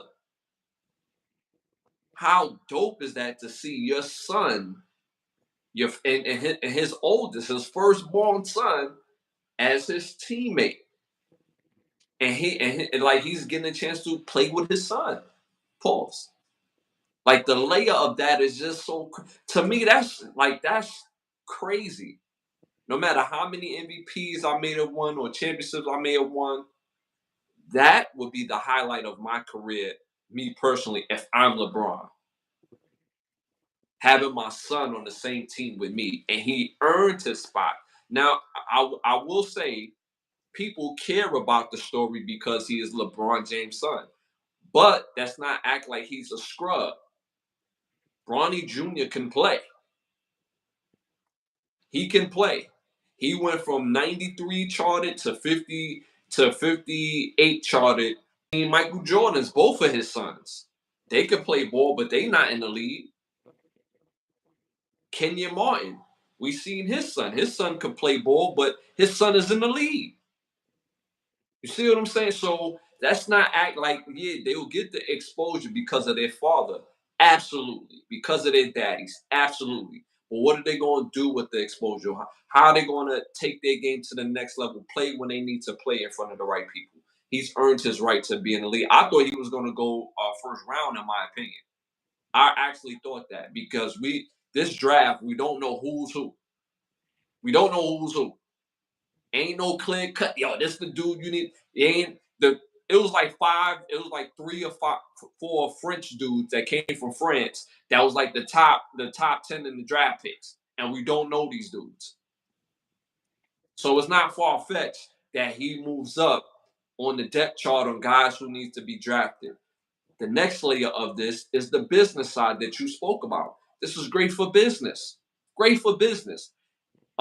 This is the difference between NBA and the WNBA. So they left. Not to segue too crazy, but Caitlin Clark was left out on the USA team. Bad for business. The reason why that's bad for business is because whoever the 12th player that y'all chose to take on the USA team, that 12th player is not going to. There's not the talent gap is not that far from her and Caitlin Clark. But the marketing gap, and the interest, you're gonna lose way more that she's not on the team. Now, if you had her on the team, now the marketing, the interest is through the roof. Same thing with Bronny James. What is the talent gap between him and some of the other guys? It's not that much of a difference. He might be a little bit better than Bronny James, but the storyline, LeBron playing with his son, the people going to want to see that. Ticket sales, merchandise. Who knows what type of jersey they might come up with for Father's Day? Because we never had this. I mean, we never had this in basketball. In baseball, we seen King Griffey and his father, but that was kind of different. LeBron is still playing like LeBron.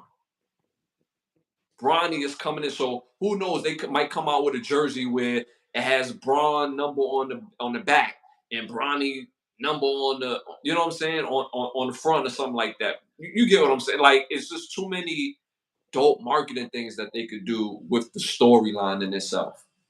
Yeah, facts. That's a fact. So I thought this was a great story. I actually thought he was gonna go in the late first round. But again, the politics be working and powers that be working in the background, and I think that's the reason why he fell down even further to the 55th pick. But congratulations to Bronny James. You deserve your shot. I hope you do well in the NBA, and worry about carving your own lane and don't let people put you in a box. So do your very best. You know what I'm saying? You earned your shot. All right. Next hot topic. Ebony K. Williams said this. I'm gonna try it. This might be a little louder. My daughter, I heard his voice. So I have an MP3 file of him telling his own life story. Why you felt you wanted to donate. And this was important. His willingness to be contacted when my child turns 18. So when my daughter's 18 years old, if she find out her paternal identity, as I wanted to do when I was 38, she didn't even have to wait that long and go call that rigmarole that I had to hire a geneticist, hire the text. Here is his last known address, and he is anticipating your content. Childhood photos,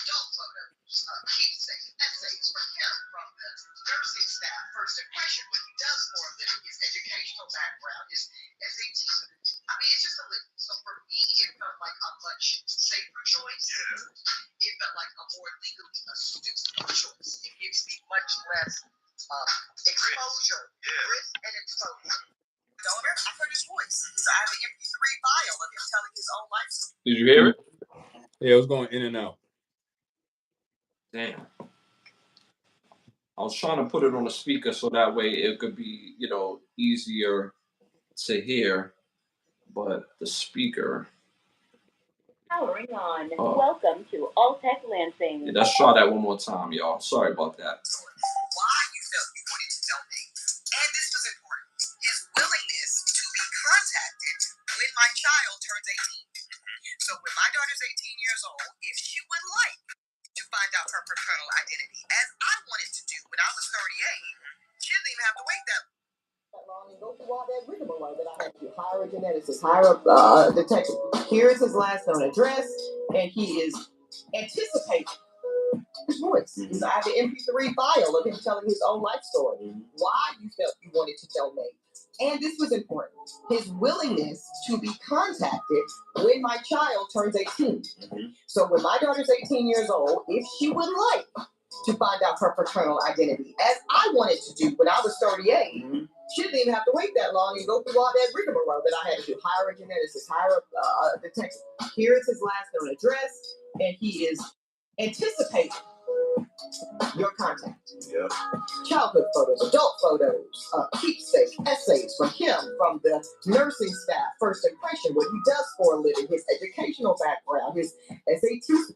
I mean, it's just a litany. So for me, it felt like a much safer choice. Yeah. It felt like a more legally astute choice. It gives me much less exposure, risk and exposure. Yeah, that was it. I mean, I don't even know what to say to that. And it's all on her choice and on her own volition. You know what I'm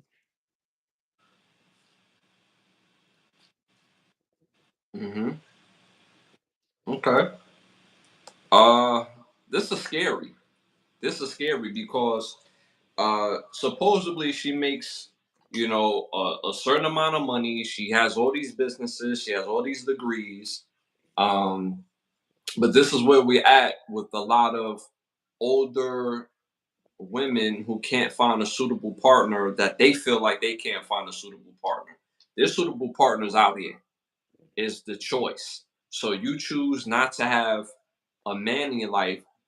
So you thought the education and the degrees was going to get you a partner, but the partners that you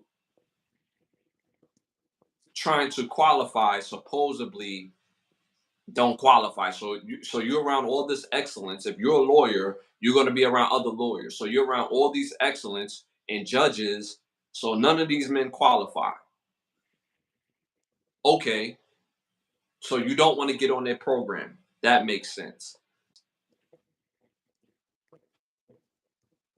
Then you can figure out his SAT score. You have his SAT score on file. You have all his life accolades on file. When the kid wants to know about their parent, their life accolades is the last thing that they want to know. They want to know what the person looked like. How are they as a person? Why did didn't want to be a part of my life? Why did y'all choose this route? So this is what the rationale is. So her rationale was purely selfish, because your rationale have nothing to do with the the making of your child's life better, with the understanding of where she come from. By you saying there's an MP3 that you can listen to if you want to hear your father's voice is crazy to me. Regardless of what he's talking about. Like, yo, so you really want to know about your pops? All right, cool. I'll pop in that MP3. So that's what we doing now. So that's what the substitution is, mainly because you don't want to have to deal with somebody. This is the most economic way of me being on my own page and not having to be on somebody else's program. in order to have a family. The family is just not the child. The family is also with the opposite sex. That's also family. That's a part of it. You can't protect yourself. That donor could protect you better than you could protect your child, or he could protect your child better than you could protect her. And this is the rationale. This is the rationale. And you supposedly sought after. She's not an old, dusty, ugly woman. She's all right. She's cute. She's older. But she's not sought after in the sense where it's like, yo, I gotta have Ebony K. Williams. I gotta have that. Ain't nobody saying that. But to result yourself to this based on your mindset is crazy. Most women who go to sperm donors or the sperm clinic is for the fact that them and their partner somehow, some way can't sterilize the egg together, and then they have to use this if they want to have a child. You just like, yo, forget the partner, just give me the juice, you know, light me up, Scotty, and I'm going to play mommy. I'm going to play mommy because you can't play daddy. You can never play daddy. You could play mommy. Yeah, it's just, I mean, this is the choices you make, so you live with it. It's just you can't make other people accept it like this is the right thing to do, like knowing damn well what path this gonna lead. You know what I'm saying? But it's all right, we're gonna live in delusion because of the woman and this is her choice. You know what I'm saying? Hmm. Hmm. I mean, this is sad to be honest with you. Um, if we say we feel in Minister Society, I feel sorry for Yamada. It's like this is like one of these moments. It's like the rationale is so crazy, and what makes it scary is that other women who are out here that don't know any better is going to think that's a more viable option. Because all these years you put your career ahead of you having and starting a family, which is not a hard thing to do. For some reason, our women think being successful and be able to create a business and start a business is exclusive to not finding a mate. When your counterparts who are Caucasian, who are Asian, when they go to school and get their education, a part of the purpose of going to college is to find a mate. How come these other race can go to school, find a mate, and get their education and have a career? Mm-hmm. Why is that? Choice. And based down the choice, they choose not to do it. That's it. It all boils down to a woman. It's your choice. You choosing to wreck your lives and have at it. Don't come back later on and ask for help when you chose to wreck your own home. So you gonna live in the shit you made. You know what I'm saying? Like everybody else got to. Every bad decision a man make, he got to live in it. So you want to be equal? All right, go ahead. You want to raise a kid on your own that you decide to? Go ahead. You know what I'm saying? That's what you chose. Cool. But see, the thing is, they make it seem like it's not obtainable when it's very tameable when your counterparts do it all the time. It's very tameable for you to go ahead and go to college, but make it a priority to find your mate when you're basically your most fit in college. But When you're when you already have the knowledge and you already have the reports that told you that feminism was a lie, when you have the reports that tell you that the cosmopolitan writers of the 60s and 70s made all that shit up about you can have it all, be a successful woman, run a business, and be a mom. No, you can't.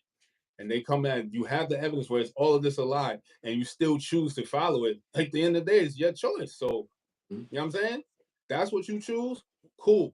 Don't ask for no help or handout when the shit is bad, because we know it's gonna be bad.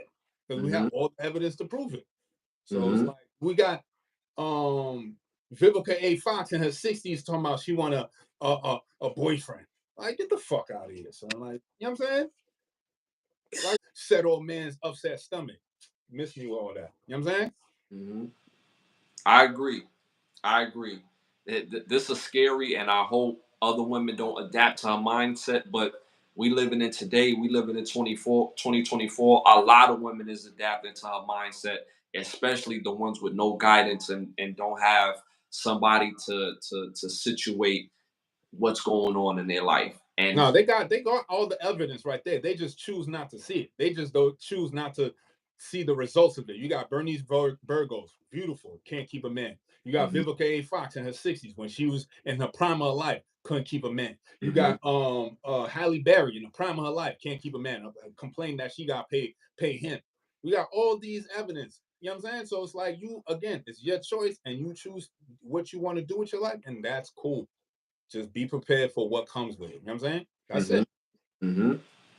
All right, moving on, moving on. Legendary, we gotta send out a rest in peace to legendary Bill Cobbs, passed away at the age of 90. Bill Cobbs was best known for his characters as the old man in New Jack City.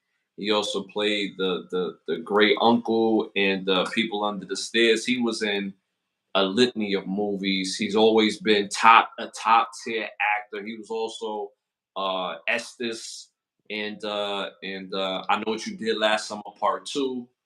Um, I don't know if you remember him, but well, we talk about him all the time. Adayat. Yeah, I know what you're talking about. Yeah. So rest in peace to Bill Cobb, 90 years old. Lived a good life, man. Last hot topic. Last hot topic. The Nets and the Knicks came to a trade with the Knicks trading Mikal Bridges to the New York Knicks for Bogdan Bogdanovic.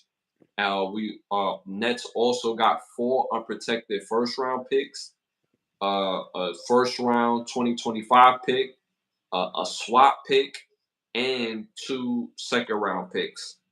What do you think about that? Blockbuster trade. I mean, we trying to go. We trying to run it up now. So we did give up a lot of picks, but they feel I understand why we wanted now going to the next season. So it makes sense. They all played together in college, so it's just a. I'm surprised they allowed it to happen, but that's a great deal. A great trade. I mean, and yeah, I'm excited to see the season coming up. You know what I'm saying? Hmm. Like a lot of people hit me up because they know I'm a Brooklyn Nets fan. They thought I was going to be upset. I was actually glad this trade happened. Mikal Bridges is a good player, but he's not who we thought he was. He's not a superstar. He's a good player. He's a good, solid player, and he's a good number 2 or 3 on a good team like the Knicks. Jalen Brunson is their lead dog, hands down. He's the man on that team. He's the superstar. He's turned himself into a superstar on the Knicks. DiVincenzo, Hart, great players. Mikal Bridges is a suitable 2 or 3. Brooklyn, we was treating him as if he was going to be a number 1, if he was going to be a superstar. He doesn't have that superstar energy. He not a I'm a bust your butt every night. This is my town. This is and in the record be in last place. Like we hope that we end up in last place. And while we're in last place, we could develop our young talent and then be able to have the draft that we're looking to have next year. We got about like 3 to 4 first round picks in the next draft.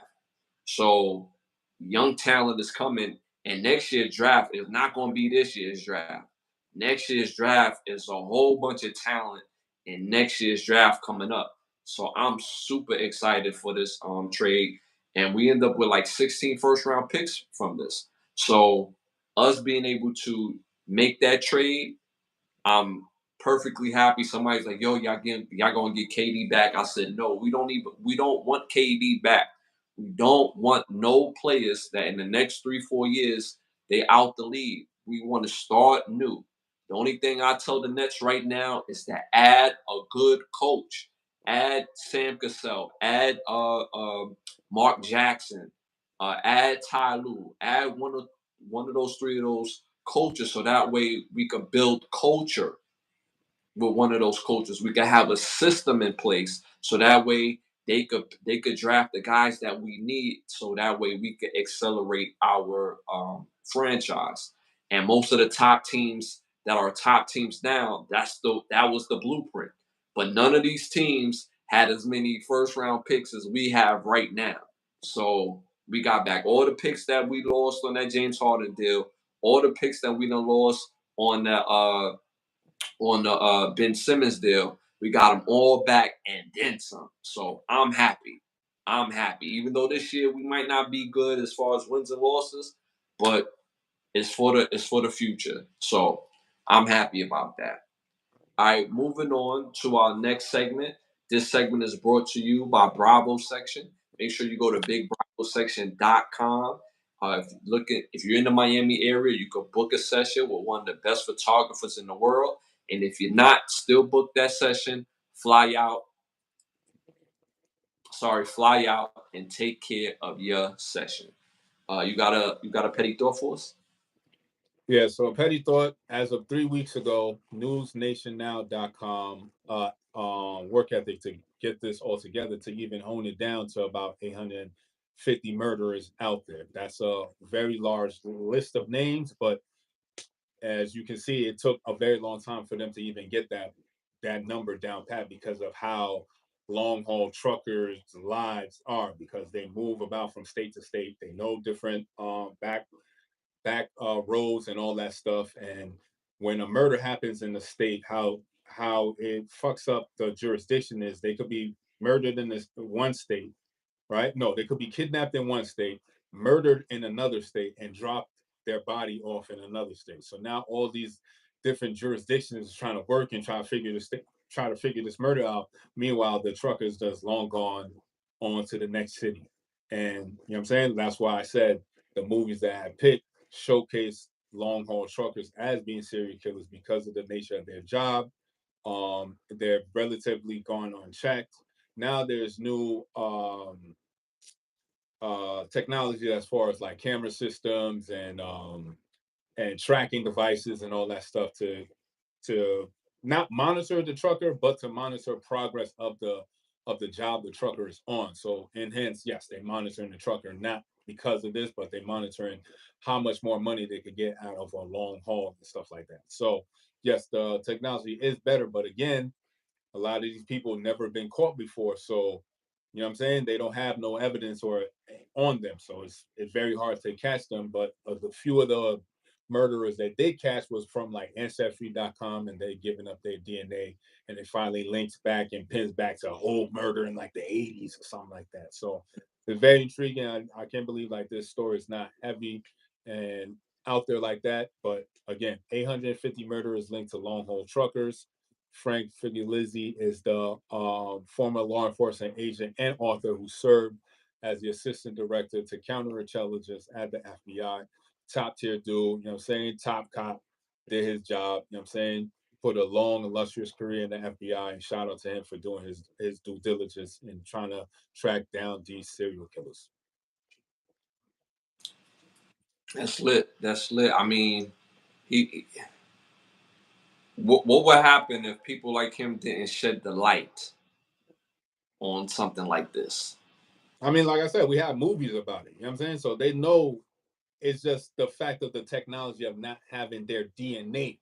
You know what I'm saying? They could have like, yo, this trucker, I know he's the guy, but because they don't have exact proof, you know what I'm saying? They have circumstantial evidence, but what they would need would be that one DNA marker to pin it, but you can't get that without a court order. And if you have circumstantial evidence, a judge is not going to grant that. You know what I'm saying? So a lot of these cases have been like that, and some of them have been solved because of the looseness, if I would say, of genetic material given away to ancestry.com and 23andMe and these salacious companies having third-party deals with other companies, lo and behold, FBI database, and you know what I'm saying, all that, this, that, and the third. And a lot of those situations were pinged to old cases because they found a DNA evidence from a case from the 80s, but because this person never got caught, they never had that person's DNA ever in the system. You know what I'm saying? So when it finally comes back, it comes back to some old way back, because now the all the jurisdictions now are all working together, getting all their case files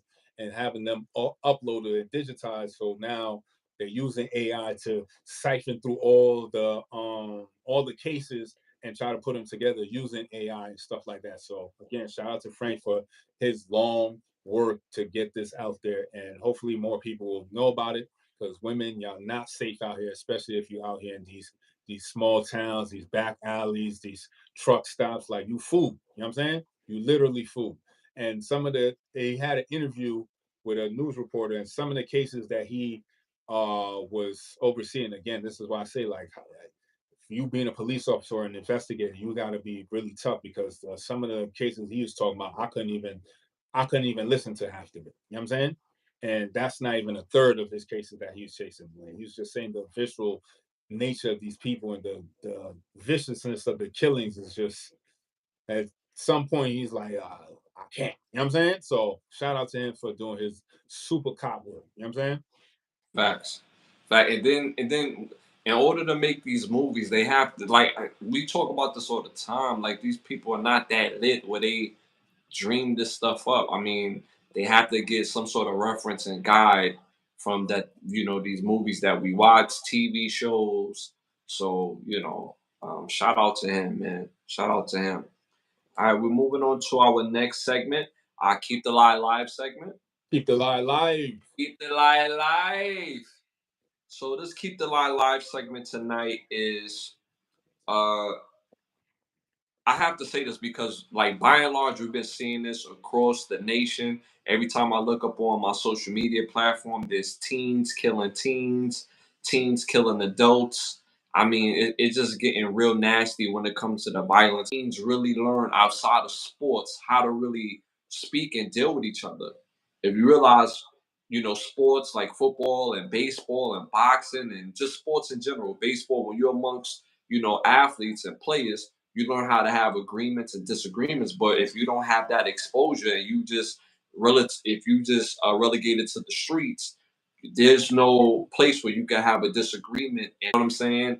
Now it's no more of that. Now it's just straight gunplay where kids is pulling up to the high school with Uzis.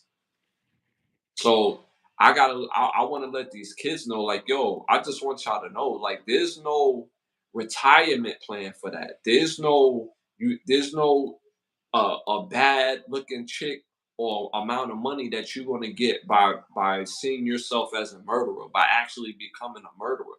That is not cool. You throwing your life away and you don't even know what to live for yet. That's the real sad part. And you won't know what to live for until you continue to live. But if you throw your life away before it's time, if you a teenager, you're not an adult. You're not no grown up. You don't know what you're capable of doing by the time you're 28, 30 years old. Hell, 35 years old. And what the world could be and what the world will open up to you. All the men that I knew that was over the age of 45, the time that I spoke to them at the age when they was over 45, including my father, God rest his soul, my uncles, older dudes in my family, my older bros and my older bros, period, in general, they will all tell you they didn't know that their life would end up the way it is right now. And a part of their life right now is happy, where they have their own home or have their own space, making their own money, living by their rules, being able to raise their family, being healthy in mind, body, and spirit, not carrying so much anger. And one thing I learned in my teenage years and in my 20s, that in those years I was really out here trying to prove something. I was really out here to everybody like, yo, don't treat me like this, treat me like that, because if you do, it's going to be a problem. We're going to have a problem. When you get to your 30s, you don't even have to deal with this person no more. It don't pay me no mind to cut you off so that way I can stay focused on my peace and on my growth. So you don't even know what you're living for yet in your teenage years, and you're throwing your life away by doing senseless murders, by looking out on the internet, seeing somebody somewhere and pinging their address and going to murder them. It's senseless, and you're throwing more than just your life away. You're throwing that person's life away, that their family that love and support them, and yours as well. So I wanted to say that in this Keep the Lie Live tonight.